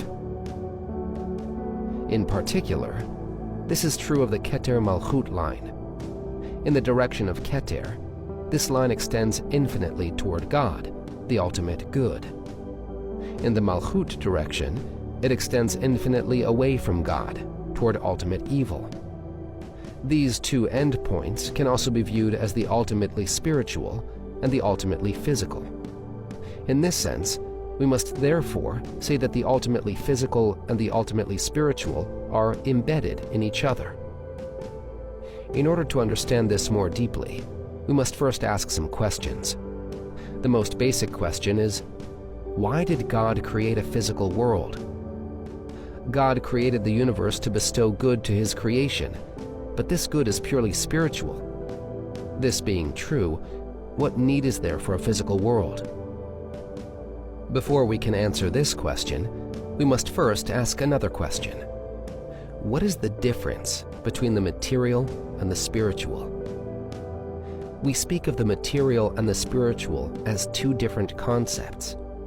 We know that the spiritual is not material, but precisely what is the difference? The answer should be obvious. The main difference between the material and spiritual involves space. Physical space only exists in the physical world. In the spiritual, there is no space as we know it.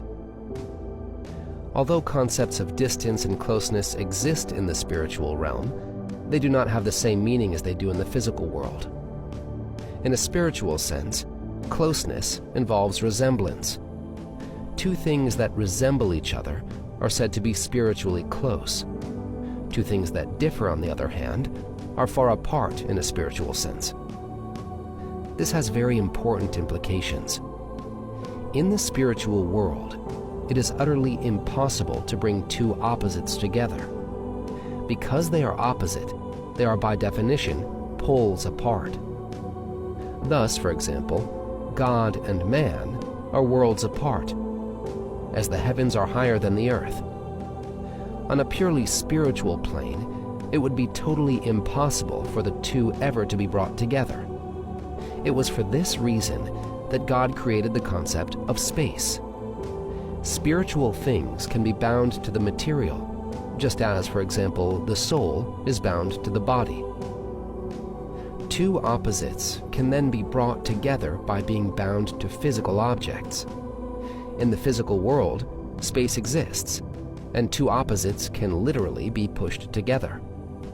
Furthermore, two spiritual opposites can even be bound to the same material object. Thus, for example, man has both an urge for good and an urge for evil, the Yetzer Tov and the Yetzer Hara. In a purely spiritual sense, these are poles apart. Without a physical world, they could never be brought together in a single entity. The archetype of the spiritual being is the angel. Since an angel has no body, it can never contain both good and evil in its being. Our sages therefore teach us that angels have no Yetzer Hara. It is only in a physical being that both good and evil can exist together. Although they are at opposite poles spiritually, they can come together in the physical man. One reason why God created man in a physical world was to allow him to have full freedom of choice, with both good and evil as part of his makeup. Without a physical world, these two concepts could never exist in the same being. The fact that good and evil can exist in the same physical space also allows good to overcome evil in this world. Here again, this is only possible in a physical world. In a purely spiritual arena, good could never come close enough to evil to have any influence over it. In the physical world, however, good and evil can exist together, and good can therefore overcome evil. Our sages thus teach us that one of the main reasons why man was placed in the physical world was to overcome the forces of evil. The Zohar expresses it by stating that we are here to turn darkness into light. The entire concept of the non-physical is very difficult to comprehend, and may be clarified by a remarkable teaching of our sages. The Midrash tells us, one angel cannot have two missions. Neither can two angels share the same mission. This teaching brings our entire discussion into focus. The angel is the archetype of the non-physical being. When we speak of an angel, we are speaking of an entity that exists purely on a spiritual plane. Angels can be differentiated only by their mission, that is, by their involvement and attachment to some physical thing. Two angels therefore cannot share the same mission. It is only their different missions that make the two angels different entities. They cannot be separated by space like physical objects. Therefore, if they both had the same mission, there would be nothing to differentiate them, and they would be one. Similarly, one angel cannot have two missions. On a purely spiritual plane, two different concepts cannot exist in a single entity. If an angel had two missions, then it would be two angels. We can also understand this in terms of the human mind. In a sense, the mind is a pure spiritual entity, bound to man's physical brain. Many thoughts and memories may be bound together by man's physical brain, but the mind can only focus on one of them at a time. In simple terms, a person can only think of one thing at a time. A thought is a spiritual entity, and as such, can only contain a single concept. Since both a thought and an angel are basic spiritual entities, this is very closely related to the fact that an angel can only have a single mission. For a similar reason, angels have no way of knowing anything that does not pertain to their particular mission. An angel may be created initially with a vast storehouse of knowledge, but it has no way of increasing it, at least not beyond its own sphere of activity. Thus, for example, we find one angel asking another a question. And one angel said to the man dressed in linen, "How long shall it be until the end of these wonders?" Daniel chapter 12, verse 6. One angel had to ask the other because he himself could not know something outside of his own domain. In the physical world, we can learn things through our five senses. We can hear, feel, smell, and taste. Our knowledge of things comes from our physical proximity to them. In the spiritual worlds, however, this does not exist. The only way that one can learn about a thing is to come into spiritual proximity with it. An angel cannot do this outside of his own realm. Man, therefore, has an advantage over an angel. The very fact that he exists in this lower world enables him to reach up ever higher. There are concepts of good decreed by God, and as his decrees, they are intimately bound to him. When a man physically involves himself with these good concepts, he literally binds himself to God. He thus achieves a closeness that no angel could ever hope to reach. This is a major difference between a man and an angel. An angel is assigned to one spiritual station and has no way to rise any higher. Thus, when the prophet speaks of angels, he says, "Around him the seraphim stood." Isaiah chapter 6, verse 2. Angels are described as standing and stationary. But when God speaks to man, he tells him, "If you walk in my ways, then I will give you a place to move among those who stand here." Zechariah chapter 3, verse 7. God was showing the prophet a vision of stationary angels and telling him that he would be able to move among them, man can move from level to level, but angels are bound to their particular plane. There are many levels in the spiritual world. If only the spiritual would exist, there would be no way for these to come together. The only thing that can possibly unify these levels is their relationship to the physical world. In order to reach the highest levels of holiness, man must therefore become part of the physical world. When he obeys God's commandments, he attaches himself to the same physical objects as the one who gave the commandments. In obeying these commandments, man therefore attaches himself to God to the greatest possible degree. He is thus able to scale the highest spiritual heights. This is the symbolism of Jacob's dream, in which he saw a ladder standing on earth, whose top reached the heavens. Genesis chapter 28, verse 12. It is only through earthly deeds that we can climb the loftiest heights. The different levels of the spiritual world, the rungs of the ladder, can only be bound together when they are standing on the earth. The Sefirot are not physical, and do not appear to be attached to any physical concept. Since they represent different concepts and levels, the question then arises, how can they interact? Obviously, the only possible way is through some relationship with the physical world. It is only when two different Sefirot come together and interact with the same physical object that they can also interact with each other. The Kabbalists therefore engage in many physical activities with the primary intent of unifying the Sefirot. Another way in which the Sefirot are unified is through the divine names. This is especially true of the Tetragrammaton, YHVH. According to the Kabbalists, the apex of the Yud represents Keter, the Yud itself, Chokhmah, the initial He, Binah, the Vav, which has a numerical value of 6, the next 6 Sefirot, and the final He, Malchut. See Table 10. The very fact that this name can be written on a physical piece of paper, where the letters representing the Sefirot are brought together, serves to unify the Sefirot. Each Sefirah is associated with a letter, and when these letters are physically brought together, the Sefirot can also interact. Specific interactions involving the Sefirot can also be brought about when various names are combined. The same is also true of other Kabbalistic diagrams and representations of the Sefirot.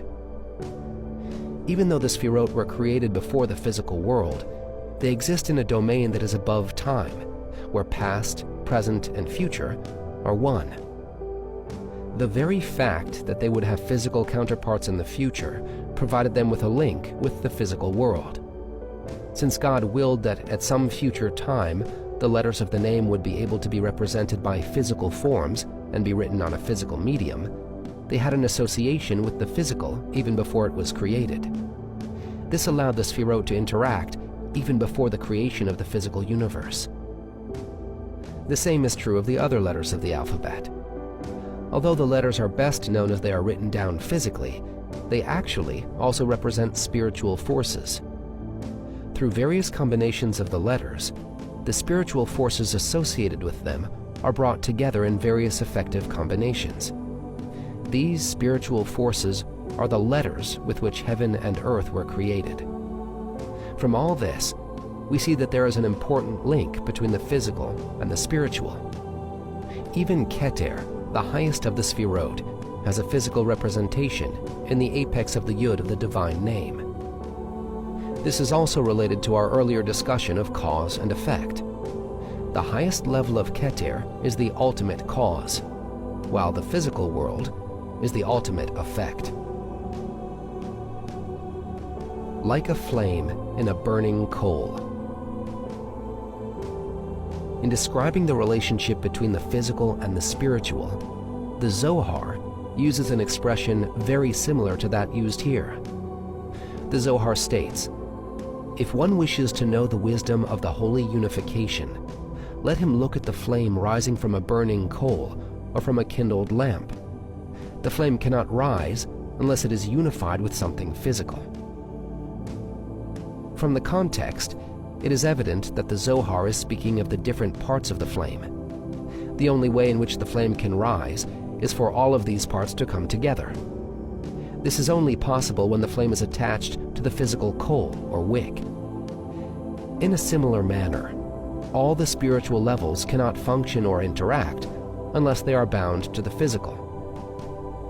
The Sefer Yetzirah therefore states that their end is embedded in their beginning, like a flame in a burning coal. The only way in which the end and beginning can interact is because both are bound to related physical concepts.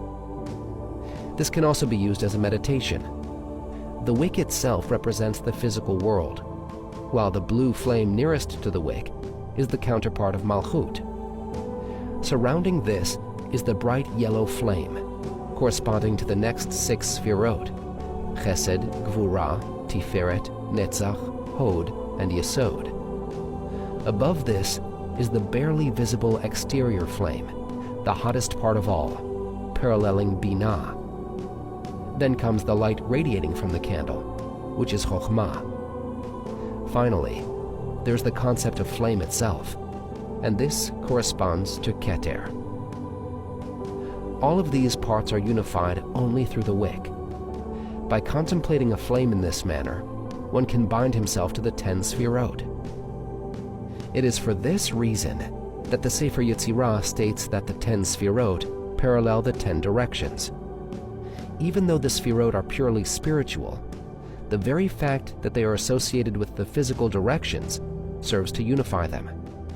Then, as it were, the point at infinity in the 5-dimensional hyperspace would represent the unapproachable infinite. The great Kabbalist, Rabbi Abraham Abulafia, notes that the Hebrew word for coal, gachelet, has a numerical value of 441. This is the same as the value of emet, meaning truth. It is truth that binds all opposites together. This is indicated by the word itself.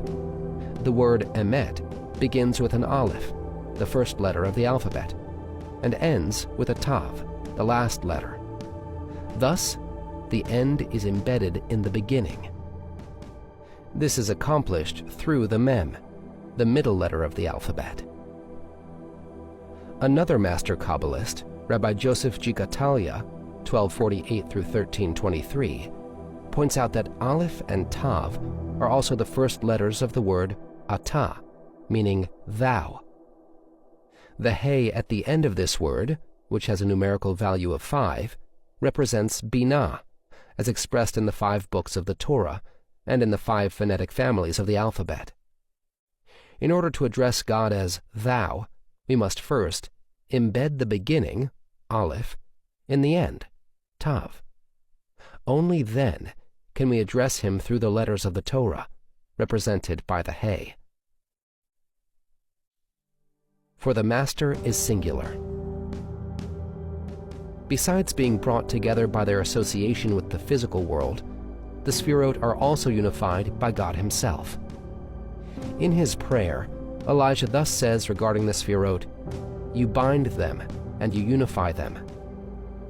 When the 10 Sefirot are represented as the 10 directions, the physical can be taken as the 0 point, from which they all emanate. God, as it were, can be said to parallel the point at infinity, where they all converge. Of course, God has no representation whatever, but this is the closest that the human mind can come to imagining a representation. By contemplating the point at infinity, one can approach a conception of the infinite being. This point at infinity is both infinitely large and infinitely small.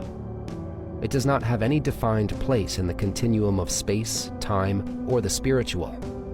It has neither shape nor form, yet at the same time, it is defined as a single, unitary, undifferentiated point. All of this is also true of God. Of course, God is much more than this. In describing God here, the Sefer Yetzirah does not say that he is one, echad, but that he is singular, yachid. It is saying that God is so absolutely singular that there is no quality whatever that can be attributed to him. As the philosophers state, we cannot describe God with any quality or adjective whatever, only with negative attributes or attributes of action. Although we cannot say what God is, by using negative attributes, we can say what he is not. Similarly, with attributes of action, we can speak of what God does. This also implies that God is absolutely simple. In the domain that existed before creation, there was nothing other than God. As mentioned earlier, even such simple concepts as cause and effect had to be created. The same is true of number. If the concept of oneness existed in God, this would imply that the concept of number exists in his essence. This in itself would introduce an element of plurality. One could then speak of God and his oneness, that is, his association with the number 1. God and his oneness would then be two concepts. The Hebrew word echad denotes an association with the number 1. Yachid, on the other hand, is a negative attribute, indicating the absence of any plurality whatever. He has no second. This is based on the verse, "There is one, he has no second. He has neither son nor brother." Ecclesiastes chapter 4, verse 8. Before one, what do you count? How can one count before the concept of one came into existence? As the Sefer Yetzirah later says, one parallels Keter, the first Sefirah, chapter 1, stanza 9. As discussed earlier in chapter 1, stanza 1, the concept of numbers did not come into existence until the creation of the Sefirot, which were the first elements of numerality and plurality in creation. The concept of one did not come into being until the Sefirah of Keter was created. God, the infinite being, existed before Keter came into being. Chapter 1, stanza 8. 10 Sefirot of nothingness. Bridle your mouth from speaking, and your heart from thinking. And if your heart runs, return to the place. It is therefore written, the Chayot running and returning. Ezekiel chapter 1, verse 24. Regarding this, a covenant was made. Bridle your mouth. The Sefer Yetzirah defines the word blima, which we translate as nothingness.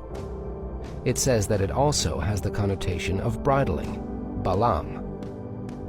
The essence of the Sefirot can only be attained when one bridles one's lips from speaking and closes one's mind to all verbal and depictive thought. Only when one makes the mind completely blank can the Sefirot be experienced. This is particularly important, since many techniques of Kabbalah meditation involve the recitation of a mantra-like device or various types of contemplation. All such techniques, however, are only a means through which the mind is cleared of all thought. The actual experience of the Sefirot only comes after one stops using the technique and remains absolutely still, with all the thought processes hushed. And your heart from thinking. In Kabbalah, the term heart usually denotes binah. It indicates the verbal part of the mind, which is the seat of binah consciousness. This binah consciousness must be bridled so the Sefirot can be experienced with chokhmah consciousness alone. And if your heart runs. Here, heart again refers to binah consciousness. The Sefirot must be experienced with chokhmah consciousness. If one tries to depict them with binah, the heart, then the mind can become engulfed in a profusion of symbolism. As the Kabbalists explain, this is very dangerous, since the mind can be swallowed up in this kaleidoscope of symbolism and not be able to emerge from it. This is what happened to Ben Zoma, who lost his mind when he entered paradise. This running consists of a rapid profusion of symbolism, either verbal or visual. If the heart runs, the Sefer Yetzirah warns that one should return to the place. He must focus on something physical, so as to restore spiritual equilibrium. In this respect, one must emulate the Chayot, the living angels, seen by Ezekiel in his vision. One must oscillate between running and returning. Since one can only think with Binah consciousness, one must use it to swing into Chokhmah consciousness. This state can only be maintained for a short time, whereupon Binah consciousness returns, and one tries to depict his experience. At this point, one must immediately return to the physical. In this manner, one can oscillate back and forth, reaching higher each time. A covenant was made. From the context, this covenant is a mutual agreement between God and the mystic. The mystic promises that he will not attempt to depict the Sefirot with Binah consciousness, and God promises that if one runs back immediately, then he will be able to return. It is in this context that the Kabbalists advised those who are attempting to reach the highest levels to bind their soul with an oath that it should return to their body. Besides such individual oaths, there is also a general covenant that implies that the soul will be able to return even from the highest levels. In more general terms, a covenant is something that comes between two things and joins them. This is the covenant that joins the spiritual and the physical. In particular, as the Sefer Yetzirah states in chapter 1, stanza 3, a covenant denotes circumcision.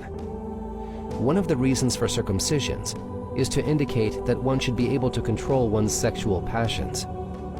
Communion with the spiritual is also sexual in a sense, and the covenant of circumcision also helps to control this passion. A person who can control his sexual passions even at the height of desire can also control his mind when it enters the spiritual realm. According to some critical studies, this line is the end of the most ancient part of the text. The Sefer Yetzirah in chapter 6, stanza 7, also appears to indicate that the covenant mentioned here was that which God made with Abraham. What the text might be saying is that, regarding everything that has been written up to this point, a covenant was made, possibly with Abraham. Chapter 1, stanza 9. 10 Sefirot of nothingness. One is the breath of the living God.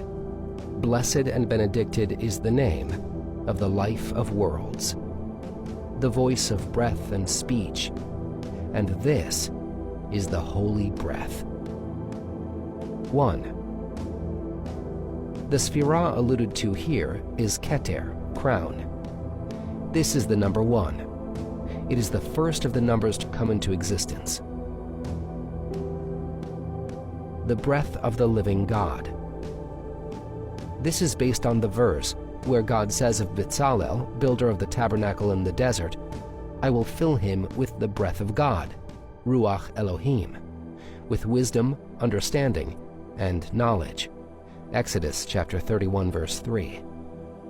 We therefore see that the breath of God comes before wisdom and understanding. Among the Sefirot, then, this corresponds to Keter.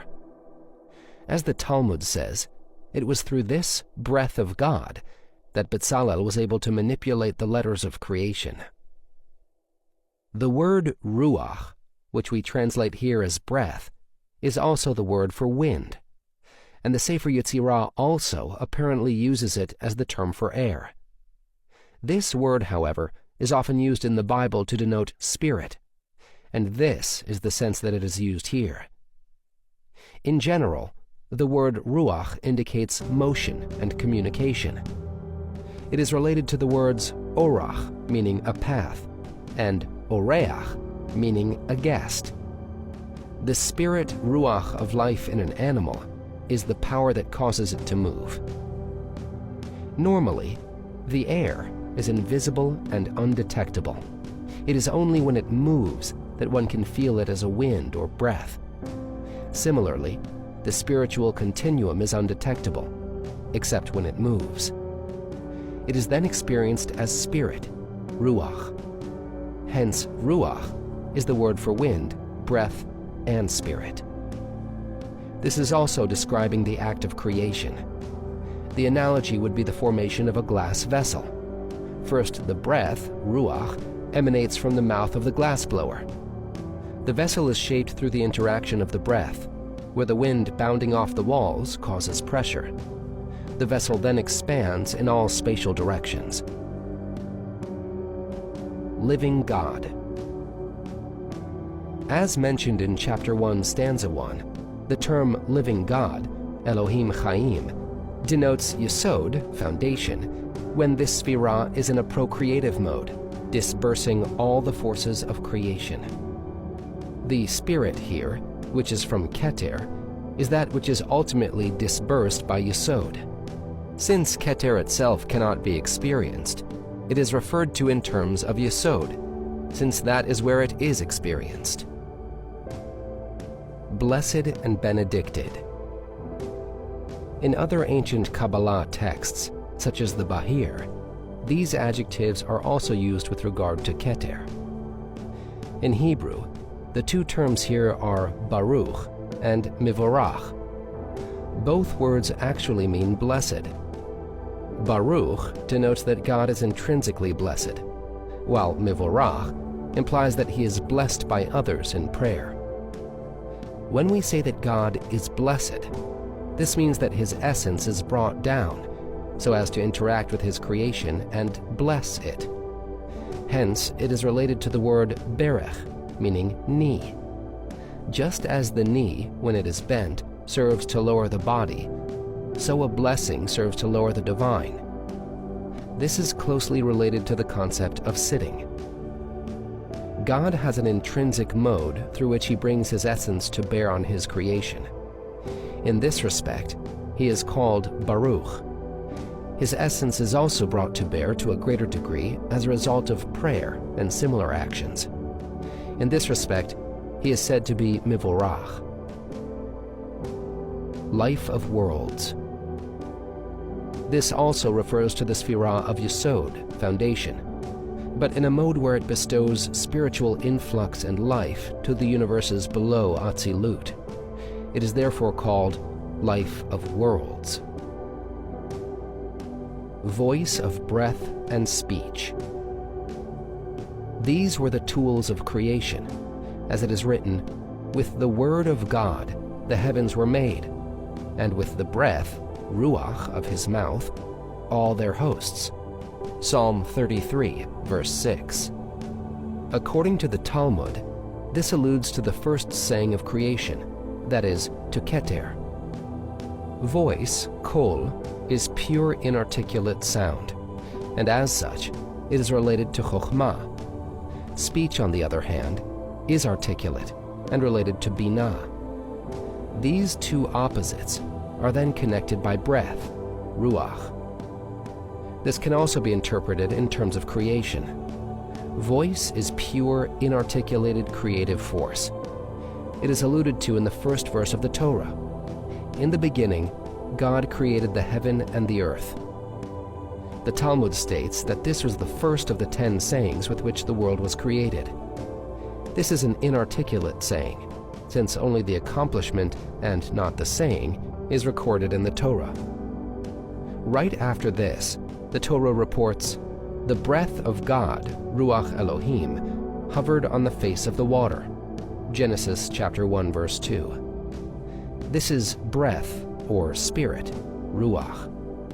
It is only after this that God speaks and says, "Let there be light." Genesis chapter 1, verse 3. This is the reason for the sequence in Sefer Yetzirah: voice, breath, speech. This is the holy breath. In Hebrew, this is Ruach HaKodesh, usually translated as Holy Spirit. This is the usual term for divine inspiration, which in its higher forms also includes prophecy.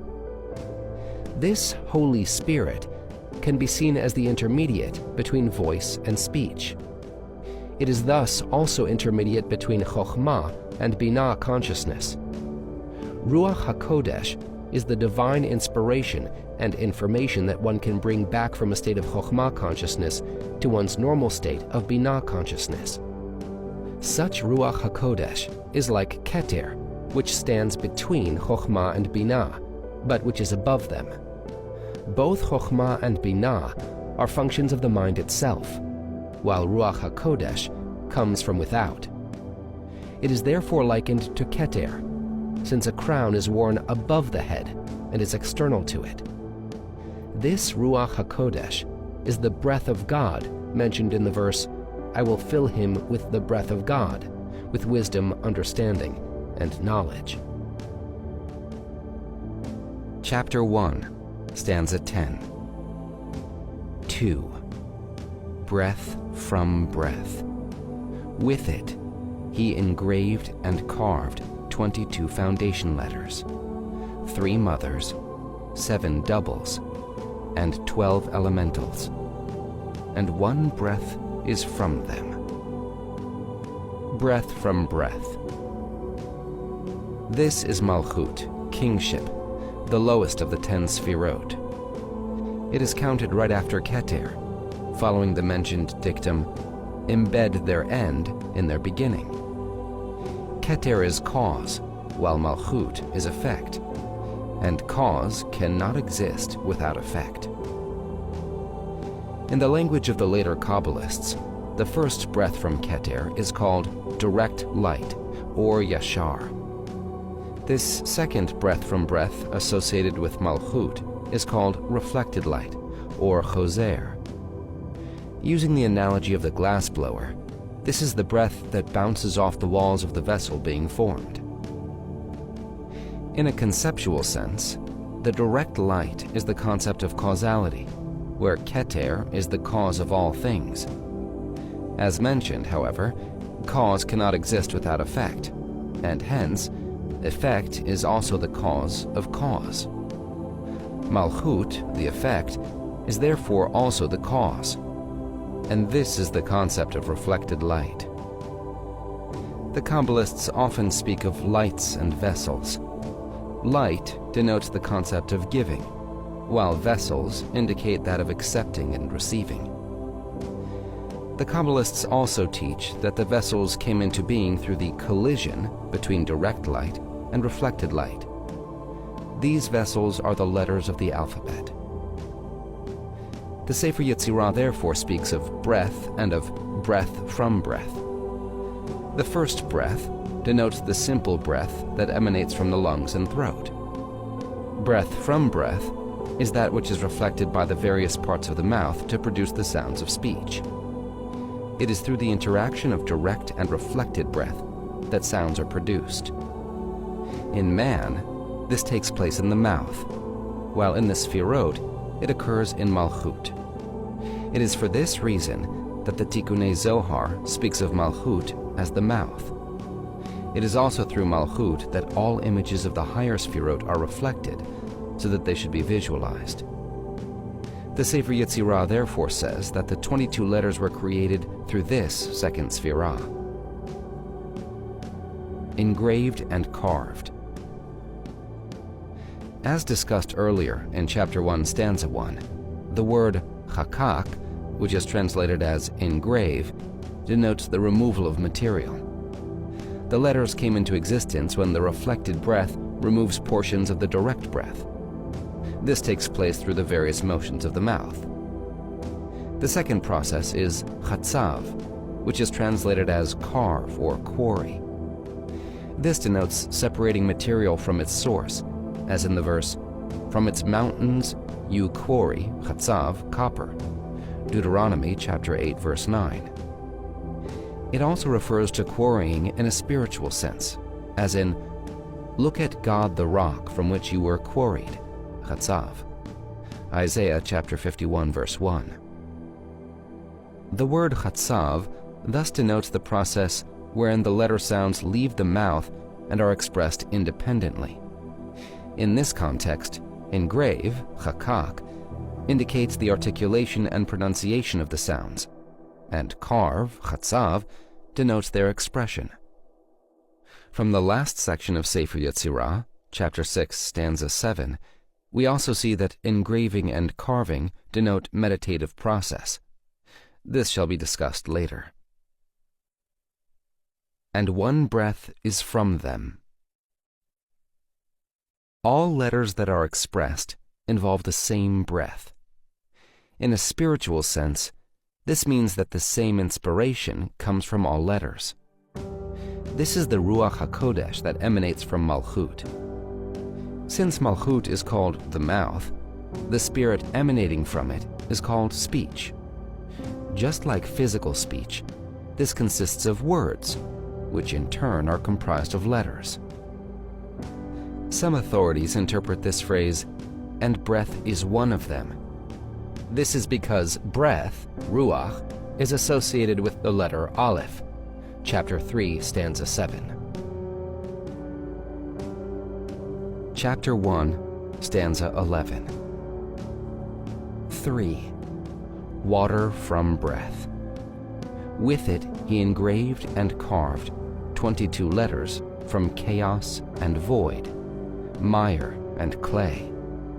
He engraved them like a sort of garden. He carved them like a sort of wall.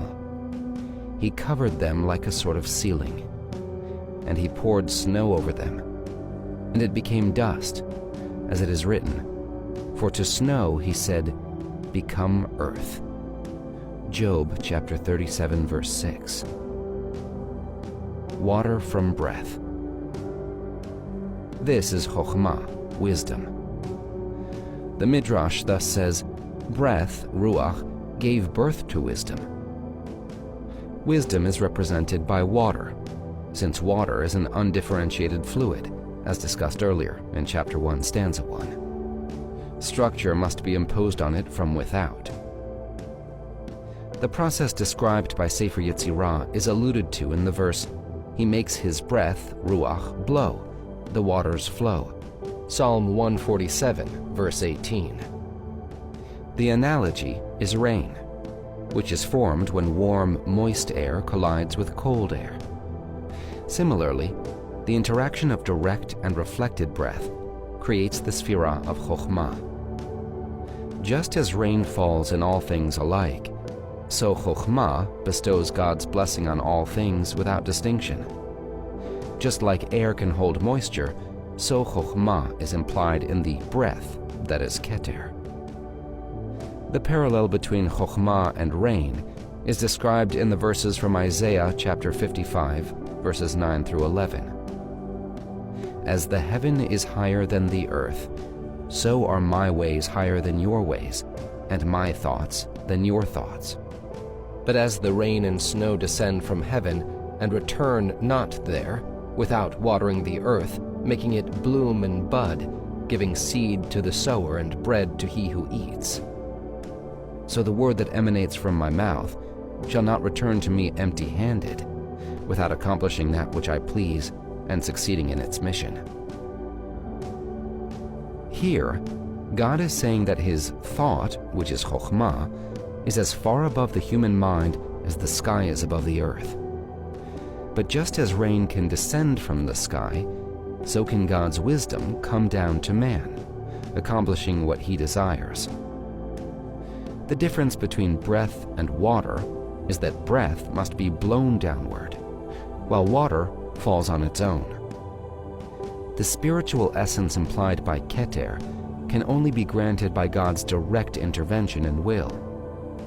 That implied by Chokhmah, on the other hand, descends to lower levels on its own. In a psychological sense, Keter represents Ruach HaKodesh, the divine inspiration that can only be granted by God.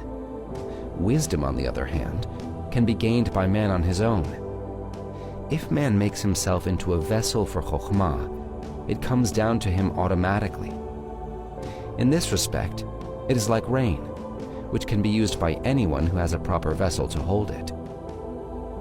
Breath also alludes to the process whereby God imposes his will on creation deliberately, so as to change natural events. Chokhmah, on the other hand, involves the natural course of events, which proceed without any divine intervention. It is because of Chokhmah that the course of nature can exist. In a physical sense, water is said to allude to the undifferentiated primeval matter. With them he engraved. Here, the Sefer Yetzirah is speaking about the beginnings of written letters. The spoken letters arise from breath, but for the written letters to exist, there must exist a writing fluid, such as ink. This implies the liquid state, of which the prototype is water. The writing fluid is spoken of as mire and clay, chaos and void, tohu and bohu in Hebrew. This alludes to the initial state of creation, as it is written, "The earth was chaos and void," Genesis chapter 1 verse 2. The Sefer Yetzirah later says that it was out of this chaos, tohu, that substance was formed. Chapter 2, stanza 6. Tohu denotes pure substance that does not contain information. Bohu is pure information that does not relate to any substance. Both are undifferentiated and are therefore included in Chokhmah. With bohu, information, the alphabet letters could be engraved on tohu, substance. The scripture states that the earth was chaos and void.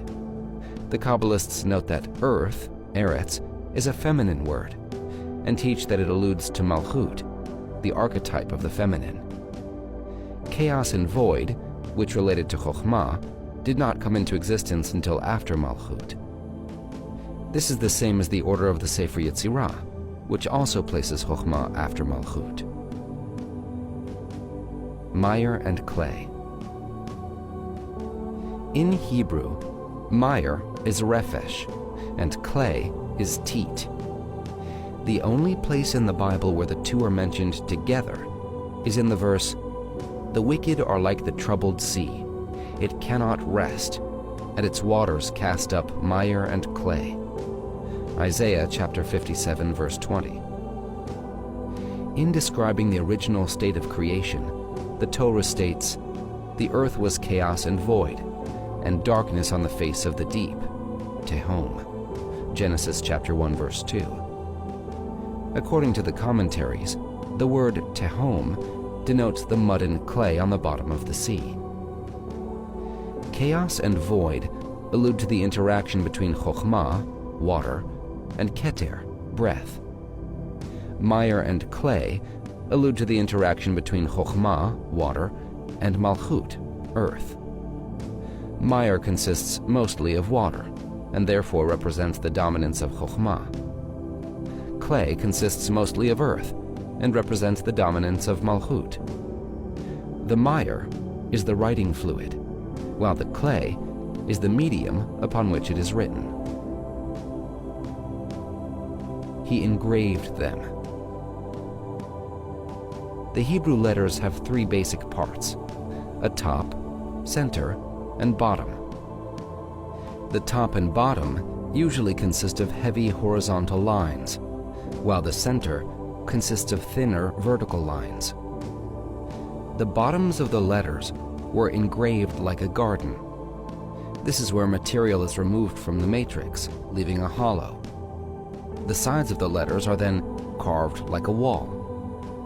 These are the vertical lines which separate the letters from each other, like walls.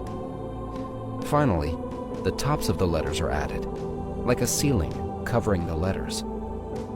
According to some authorities, this also alludes to the creation of space.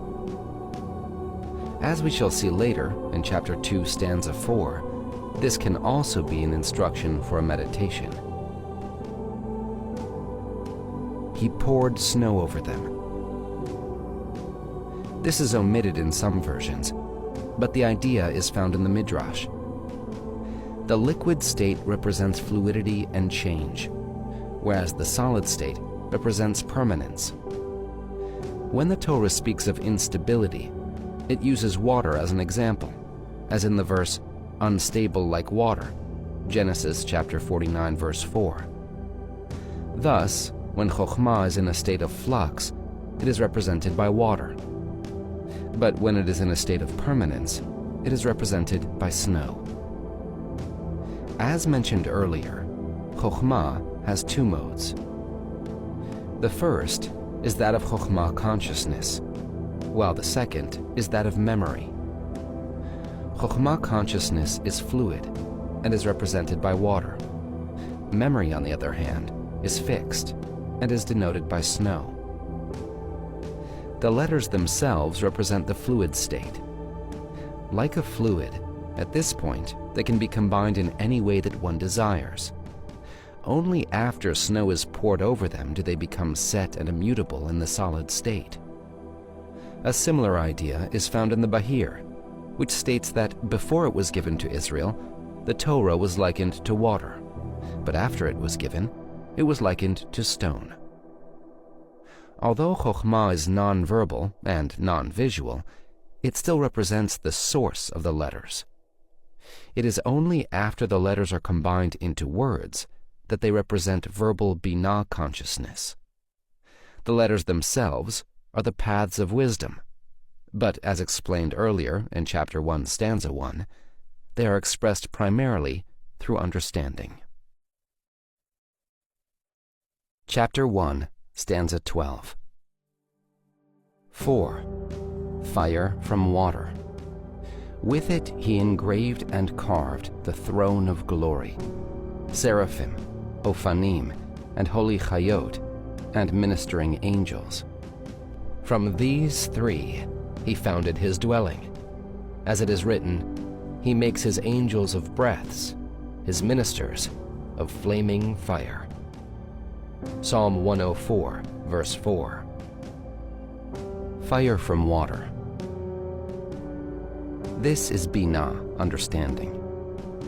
The process described here is alluded to in the verse, fire kindles water, Isaiah chapter 64, verse 1. We can use the same analogy as before, where rain is brought about by the confluence of warm and cold air.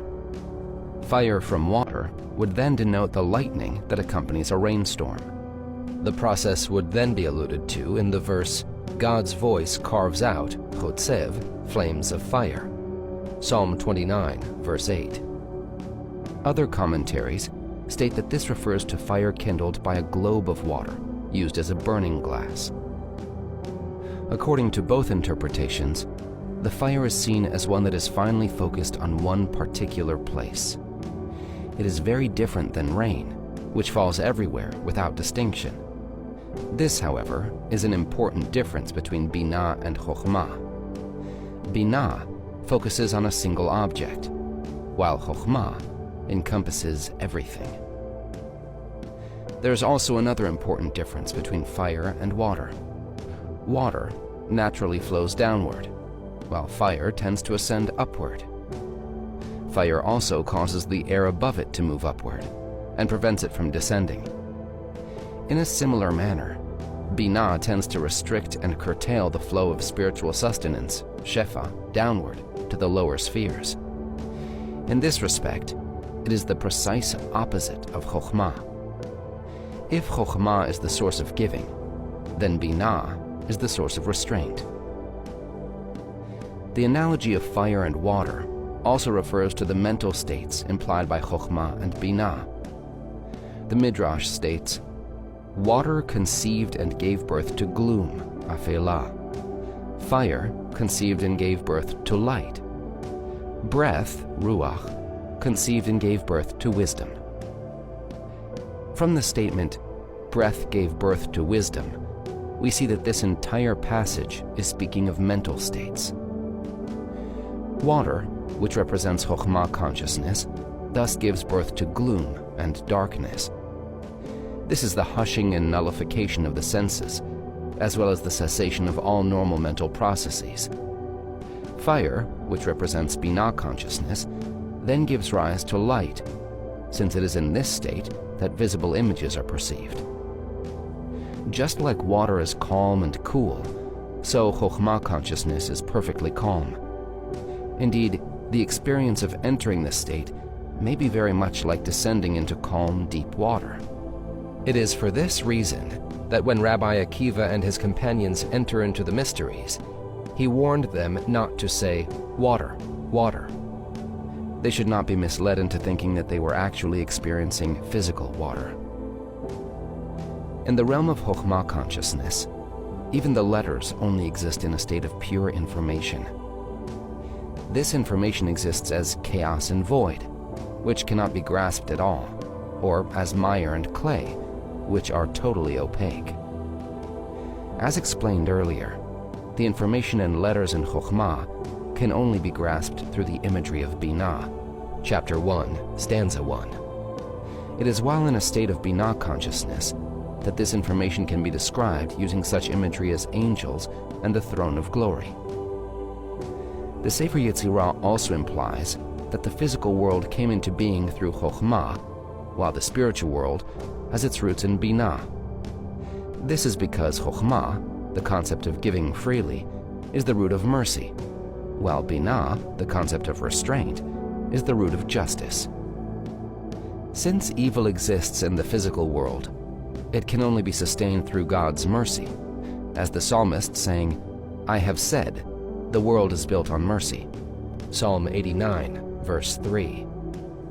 In the spiritual world, on the other hand, pure judgment prevails. According to the philosophers, water represents the primeval matter, while fire represents the primitive ether. The throne of glory. This is the vehicle through which God sits and lowers his essence so as to be concerned with his creation. Chapter 1, stanza 4. According to the Kabbalists, this throne represents the universe of Bria. It is in this universe that the power of Binah is dominant. Seraphim.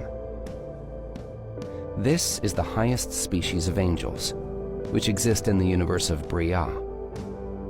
Other Kabbalists refer to them as powers, forces, or potentials, kochot, rather than angels. The prophet thus said, "I saw the Lord sitting on a high and exalted throne. Seraphim stood around him." Isaiah chapter 6, verses 1 through 2. The prophet Isaiah was visualizing Bria, the world of the throne, and he saw the seraphim, the angels of that universe. The word seraphim comes from the root saraf, meaning to burn. They are given this name because they are in the world of Bria, where Binah, which is represented by fire, is dominant. The Chayot are the angels of Yetzirah, and these were the beings that were visualized by Ezekiel. He therefore said, "Above the firmament that was over the heads of the Chayot was the likeness of a throne." Ezekiel chapter 1, verse 26. Finally, the Ophanim are the angels of Asiyah. These were therefore seen below the Chayot, as the prophet said, "There was an Ophan on the earth near the Chayot." Ezekiel chapter 1, verse 15. Ministering angels are those which appear to man on earth. While other angels can only be seen prophetically, ministering angels can also be seen physically. Table 11 shows the angels in relation to the Sefirot. From these three, that is, from breath, fire, and water, he founded his dwelling. The word for dwelling here is ma'on, which we encountered previously in chapter 1, stanza 5. This term relates to God as he encompasses all creation, including time and the spiritual dimension. Breath, fire, and water are the sources of the spiritual, Keter Malchut, and time, Chokhmah Binah continuums, and these encompass all creation. As it is written. The complete verse is, "He lays the beams of his upper chambers with water. He makes breaths his angels, his ministers of flaming fire." God's upper chambers are the spiritual universes, while his lower chamber is the physical world. The ceiling beams of his upper chambers are said to be made of water. This refers to the level above Bria, which is Atzilut. In Atzilut, Chokhmah is dominant, and Chokhmah is represented by water. The verse says that the angels are made of breaths, ruchot, in the plural. This alludes to both direct and to reflected breath. The word for angel here is malach, which also means messenger. Just as breath descends and ascends through God's will, so do these angels. They therefore carry out the function of direct and reflected breath. The second kind of angel functions as a minister, remaining in a single universe. These are visualized as fire. Chapter 1, stanza 13. He chose 3 letters from among the elementals in the mystery of the 3 mothers, Aleph, Mem, Shin, and he set them in his great name, and with them he sealed 6 extremities. 5, he sealed above and faced upward, and sealed it with Yud, He, Vav. 6, he sealed below and faced downward, and sealed it with He, Yud, Vav. 7, he sealed east and faced straight ahead, and sealed it with Vav, Yud, He. 8, he sealed west and faced backward, and sealed it with Vav, He, Yud. 9, he sealed south and faced to the right, and sealed it with Yud, Vav, He. 10, he sealed north and faced to the left, and sealed it with He, Vav, Yud. He chose 3 letters. The Sefer Yetzirah stresses the importance of the fact that these letters were chosen from among the elemental letters. This provides one reason why the letters Yud, He, Vav were chosen. As the Sefer Yetzirah will later explain in Chapter 2, stanza 3, in alphabetical order, the first 3 phonetic families are gutturals, Aleph, He, Chet, Ayin, labials, Bet, Vav, Mem, Pe, and palatals, Gimel, Yud, Kaf, Kuf. It is immediately obvious that the first letters on these groups are the first 3 letters of the alphabet. Of these, Aleph is one of the 3 mothers, while Bet and Gimel are among the doubles. In these 3 groups, therefore, the first simple letters are He, Vav, and Yud. These are the letters of the Tetragrammaton. The primary ordering of these letters is Yud, He, Vav. According to the book Raziel, this is because Yud includes the first 4 letters of the alphabet. Yud has a numerical value of 10, and this is the sum of the first 4 letters. 1 plus 2 plus 3 plus 4 equals 10. After 4 comes 5, the numerical value of He, and then 6, the numerical value of Vav. Further significance of these letters is discussed in Chapter 1, stanza 1. In the mystery of the 3 mothers. The 3 letters of the divine name, Yud, He, Vav, parallel the 3 mothers, Aleph, Mem, Shin. See Table 12. As the Sefer Yetzirah later explains in Chapter 3, stanza 4, Mem is water, Shin is fire, while Aleph is breath air. However, we also know that Yud represents Chokhmah, which is the archetype of water, and He represents Binah, which is fire. We therefore have a relationship between Yud and Mem, as well as between He and Shin. Vav has numerical value of 6, and therefore represents the 6 basic spatial directions. It also represents the 6 Sefirot, Chesed, Gvura, Tiferet, Netzach, Hod, and Yesod. Among the elementals, Vav is said to represent air and breath. Indeed, in Hebrew, the word for direction is ruach, the same as that for breath. Vav is therefore derived from Aleph.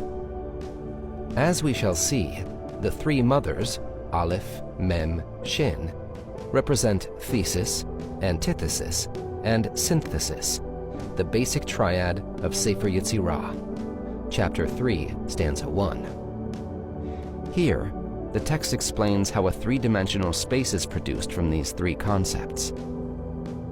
Thesis and antithesis represent two opposite directions in a one-dimensional line. Together with synthesis, they yield three elements. Since these three elements can be permuted in 6 different ways, they define a three-dimensional space having 6 directions. He sealed above. There are a number of ways in which the directions are represented by the letters. In the Gra version, we have the following: up, YHV; down, HYV; east, VYH; west, VHY; south, YVH; north, HVY. In this system, the axis is determined by the neutral letter Vav. As mentioned earlier, Yud is thesis, He is antithesis, and Vav is synthesis. Since it represents synthesis, Vav is therefore the 0 point, which is the point on the axis. See Table 13 and Figure 11. The position of the Vav thus determines the axis. The up-down axis is represented by the last column, the east-west axis by the first column, and the north-south axis by the middle column. The direction is then determined by the remaining 2 letters, Yud and He. If they are in direct order, YH, then they define the positive direction on the axis. If they are in reverse order, HY, then they define the negative direction. The second important system is found in the short version and used by most of the commentaries. Here, the system is up, YHV; down, YVH; east, HYV; west, HVY; south, VYH; north, VHY. Here, the axis is determined by the letter in the first column. The assignment is Yud, up-down; He, east-west; Vav, up-down. The positions of the last 2 letters then determine whether it is the positive or negative direction along the given axis. The system found in the long version is very similar to that of the Gra, except for the up-down direction. Examining it carefully, one suspects that it originally was the same as the Gra version, except that the first 2 combinations were confused. This is supported by the fact that the permutation YVH is repeated twice. The Sa'adi version is very much like the short version, except that the permutations representing east and west are interchanged. Highly significant is the system of the Ari, presented in his discussion of the mystical meditations associated with the 4 species. The 4 species consist of the citron, etrog, palm, lulav, myrtle, hadass, and willow, arava. They are taken on the festival of Sukkot, tabernacles, following the commandment, "On the first day you shall take fruit of the citron tree, branches of palm trees, boughs of myrtle trees, and willows of the brook." Leviticus chapter 23, verse 40. These species are waved in all 6 directions, and according to the Ari, the appropriate letter combination must be meditated upon for each direction. Each of these directions is also paired with its appropriate Sefirah.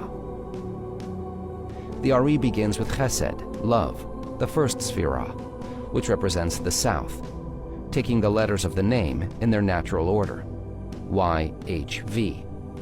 See Table 14. To determine the order for the opposite direction, the Ari then makes use of a system used by the Sefer Yetzirah itself, in Chapter 2, Stanza 4. The text states that the two prime opposites are oneg, meaning delight, and nega, meaning a plague. In forming an opposite, it takes the first letter and places it at the end. This is precisely what is done to produce gvura, strength, which represents the north. The yud, which was at the beginning, is now placed at the end, producing the combination HVY. The north-south axis is then represented by the two letters HV. The up-down axis is similarly defined by the letters YV, with the position of the H determining the direction. In this system, the first letter is also significant. For south and up, the initial letter is Y, while for north and down, it is H. Both of these are opposites in the three-column representation. The east-west axis is on the neutral 0 point on both the up-down line and on the north-south line. In the three-column representation, Tiferet, east, and Yesod, west, are both in the middle line. Since both the middle line and the letter V represent synthesis, the representation of both these directions begins with a Vav. See Figure 12. The system of the Zohar is exactly the same as that of the Ari, except that east and west are interchanged. The system of the Tikkunei Zohar uses a similar principle, but somewhat differently.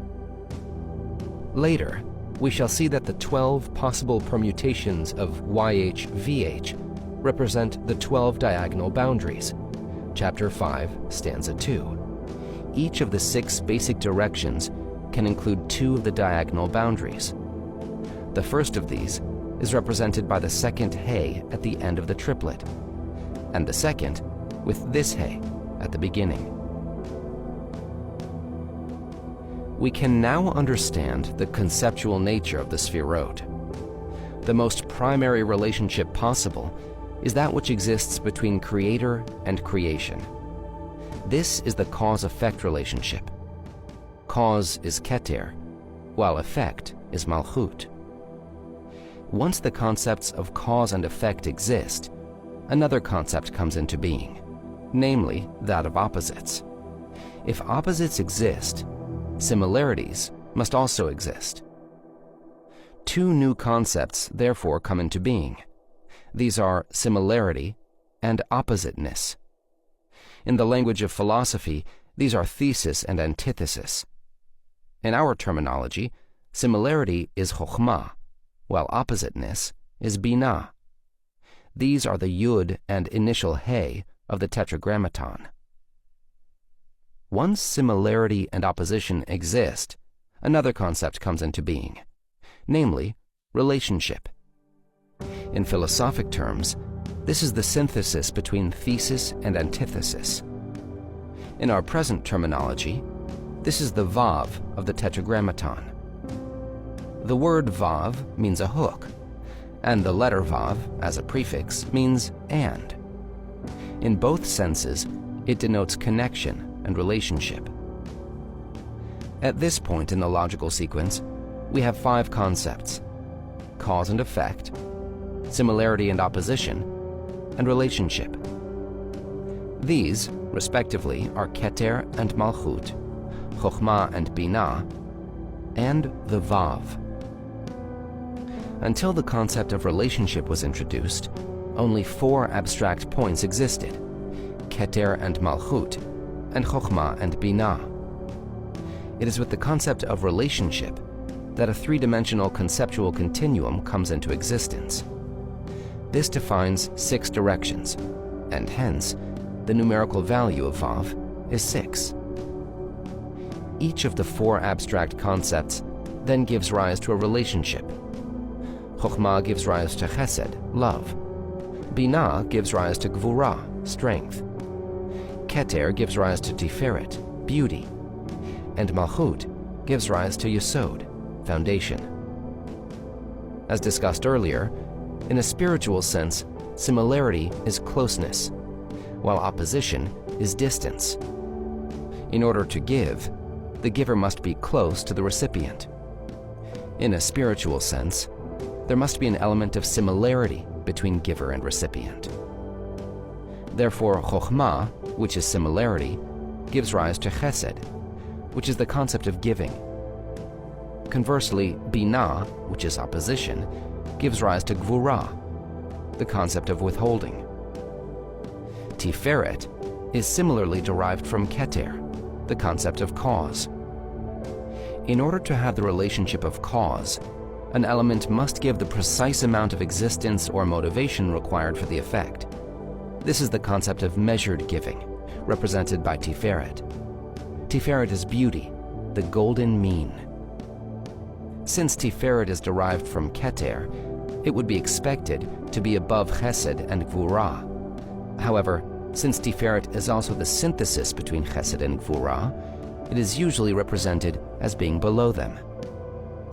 Malchut, the concept of effect, is usually said to be the feminine archetype of creation. Since Yesod is derived from Malchut, Yesod is naturally drawn to it and motivated to attach itself to it. It is for this reason that Yesod is said to parallel the sexual organ. It is called Yesod, foundation, because it is the lowest of the six. Derived from the original four, there are now four new concepts: Chesed, Gvurah, Tiferet, and Yesod. Once the concept of relationship has been introduced, these four concepts are no longer merely abstract points in conceptual space. They are connected by the concept of relationship. The two pairs, Chesed Gvurah and Tiferet Yesod, are like two crossing lines. This yields four directions in a two-dimensional continuum. These two dimensions can be represented in physical space. The Tiferet Yesod axis can represent east-west, while the Chesed Gvurah axis can represent south-north. This then yields a two-dimensional continuum. Since the concept of relationship exists, the relationship between the two dimensions themselves is also significant. In the conceptual space depiction, this would be represented as a line drawn between the two existing lines. The cause-effect, or Keter-Malchut relationship, is that which is primary. This is represented by the Tiferet Yesod axis. The thesis-antithesis relationship was introduced only to make the cause-effect relationship possible. The thesis-antithesis, or Chokhmah-Binah relationship, is therefore secondary. This is represented by the Chesed-Gvurah axis. The Tiferet Yesod axis is therefore the primary dimension, while the Chesed-Gvurah axis is the secondary dimension. This yields a totally new concept, namely, the quality of being primary or secondary. These in turn form a new third dimension, which can be related to the up-down direction. This is the axis linking Netzach, victory, and Hod, splendor. See Figure 13. With the introduction of these two concepts, the six Sefirot represented by the Vav are complete. These are Chesed, Gvurah, Tiferet, Netzach, Hod, and Yesod. These six Sefirot represent the six directions in space. Together with the original four, these six yield the 10 Sefirot. Chapter 1, stanza 14. These are the 10 Sefirot of nothingness. The breath of the living God. Breath from breath. Water from breath. Fire from water. Up, down, east, west, north, south.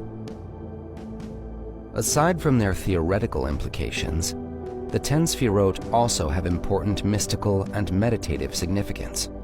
The Sefer Yetzirah in this first chapter has presented a system of meditating on the Sefirot and of binding oneself to them.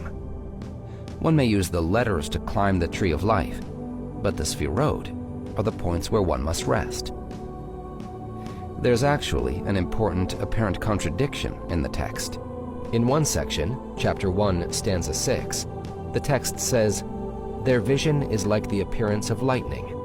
They speak of them running and returning." This would imply that it is impossible to see the Sefirot for more than an instant, just like a flash of lightning. Later, however, the text states, "If your heart runs, return to the place. As it is written, the Chayot running and returning." Chapter 1, stanza 8. This appears to say that one can go further, but that one should refrain from doing so.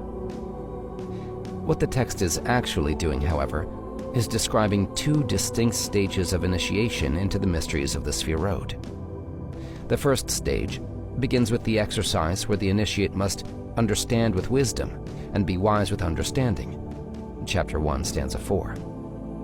Here, he learns how to oscillate between Binah consciousness and Chokhmah consciousness. On this level, he can meditate on the Sefirot as 10 depths, allowing the mind to reach out to the infinity of each of these depths. Since he is still in a state of oscillating mentality, he sees the Sefirot like flashes of lightning, running and returning. The 10 infinite directions, however, represent a state of separation and disunity. This is the essence of Binah.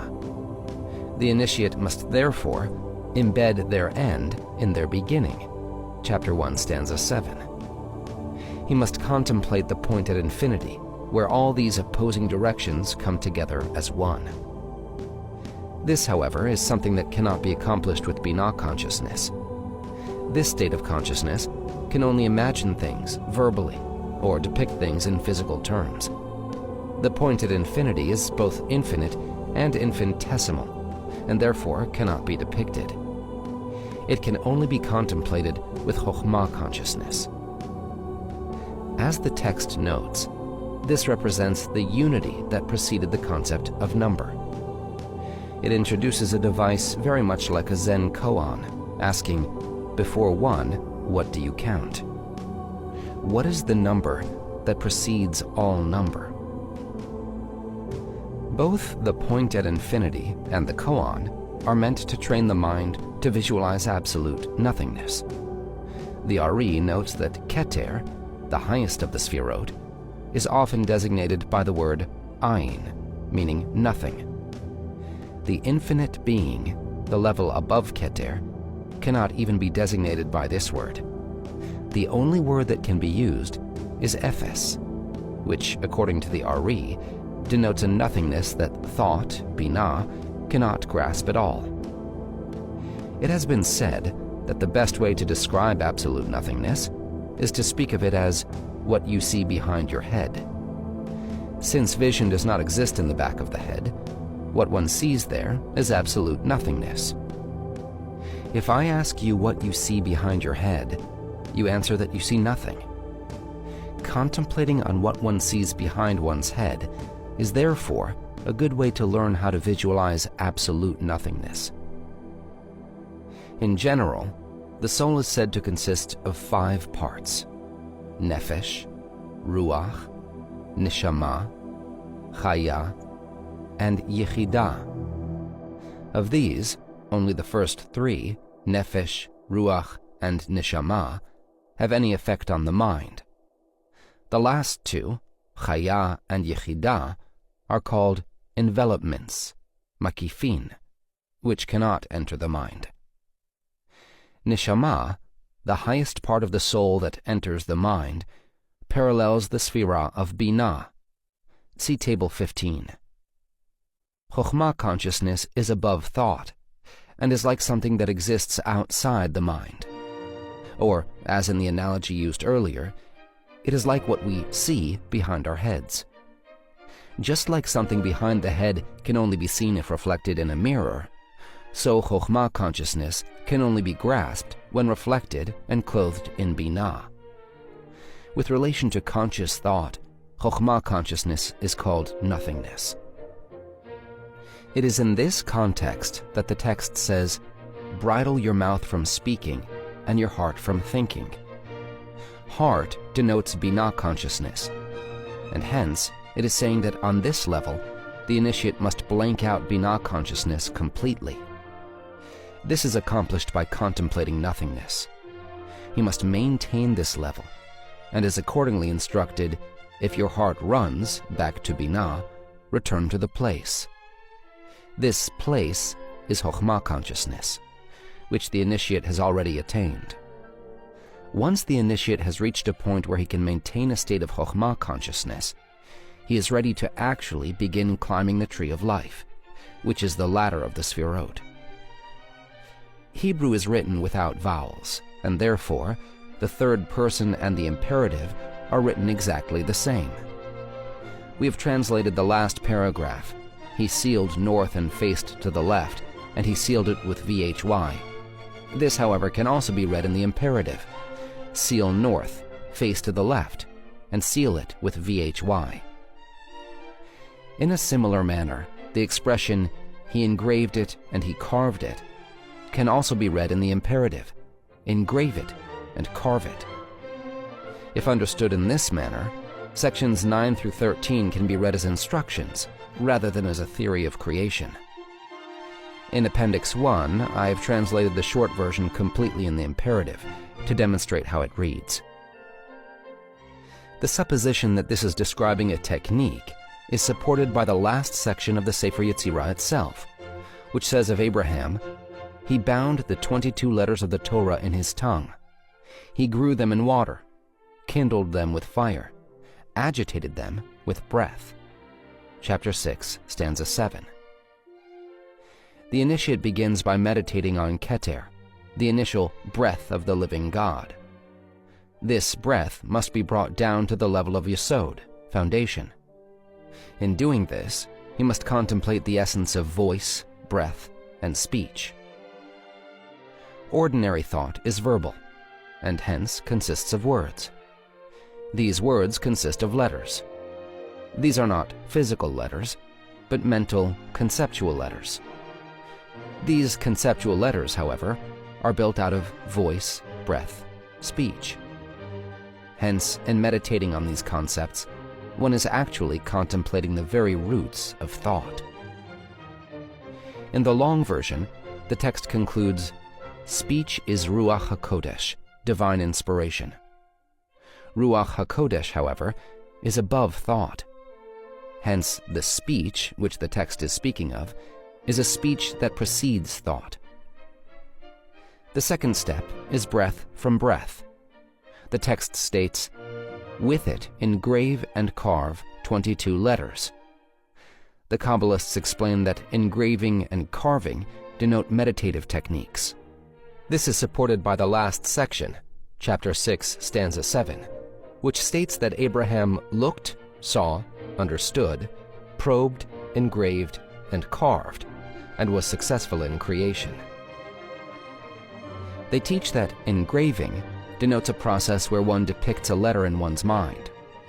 Carving then means that this letter is separated from all other thoughts, so that the entire mind is filled with it. One may do this by contemplating a letter or letter combination until all other images and thoughts are banished from the mind. Alternatively, this may be accomplished by chanting a letter in a manner that shall presently be described. This is the stage of Malchut, where one stands at the bottom of the tree of life. It is at this stage that the initiate must work with the letter that he wishes to use. He must then draw it in water and kindle it with fire. Chapter 6, stanza 7. The subsequent instructions therefore indicate how the letter is to be charged with spiritual power. The third step, then, is water from breath. At first, the initiate depicts the letter in transparent air, visualizing it clearly. Now he must reach up to the level of Chokhmah, returning to a state of Chokhmah consciousness. He then begins to see the letter as if he were looking at it through water. This is drawing it through water. The letter begins to blur and fade, as if it were being viewed through increasingly deep water. The initiate must then engrave and carve chaos and void, mire and clay. At this stage, the form breaks up and dissolves completely, like something seen through turbulent water. This is chaos and void. The image then fades away completely, as if it were being viewed through muddy water. This is mire.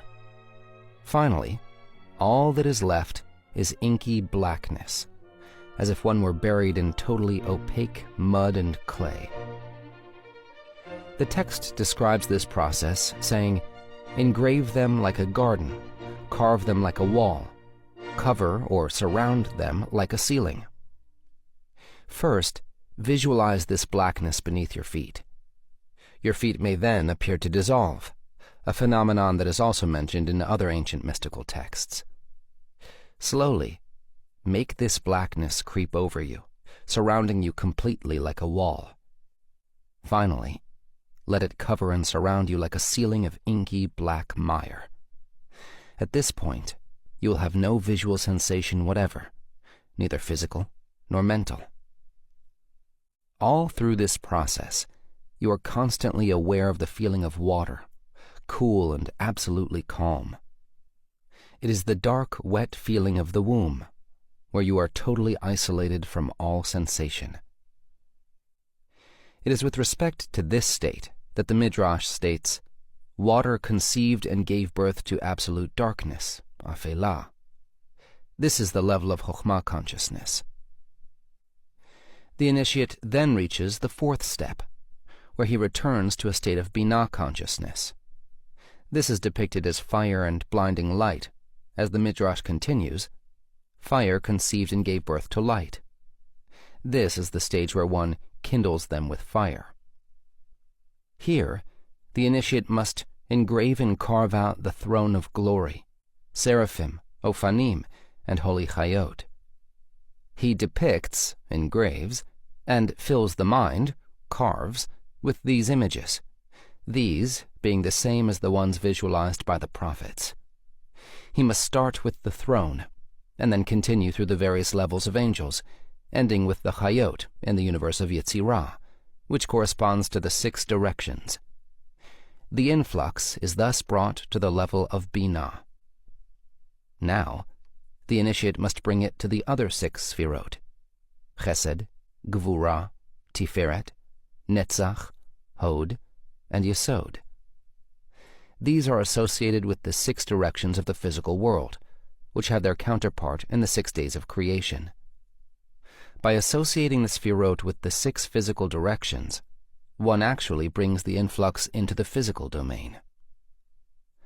The method of drawing the influx into these lower Sefirot involves contemplating the 3 letters Yud, He, Vav. These should be visualized as if written in the Asherite script, with black fire on white fire. See Figure 14. These letters should appear huge, filling the entire mind. The idea of black fire is not just the absence of light, but negative light. The black must be so intense that it is brilliantly black, just as a light is brilliantly white. This is the black fire with which the letters must be depicted.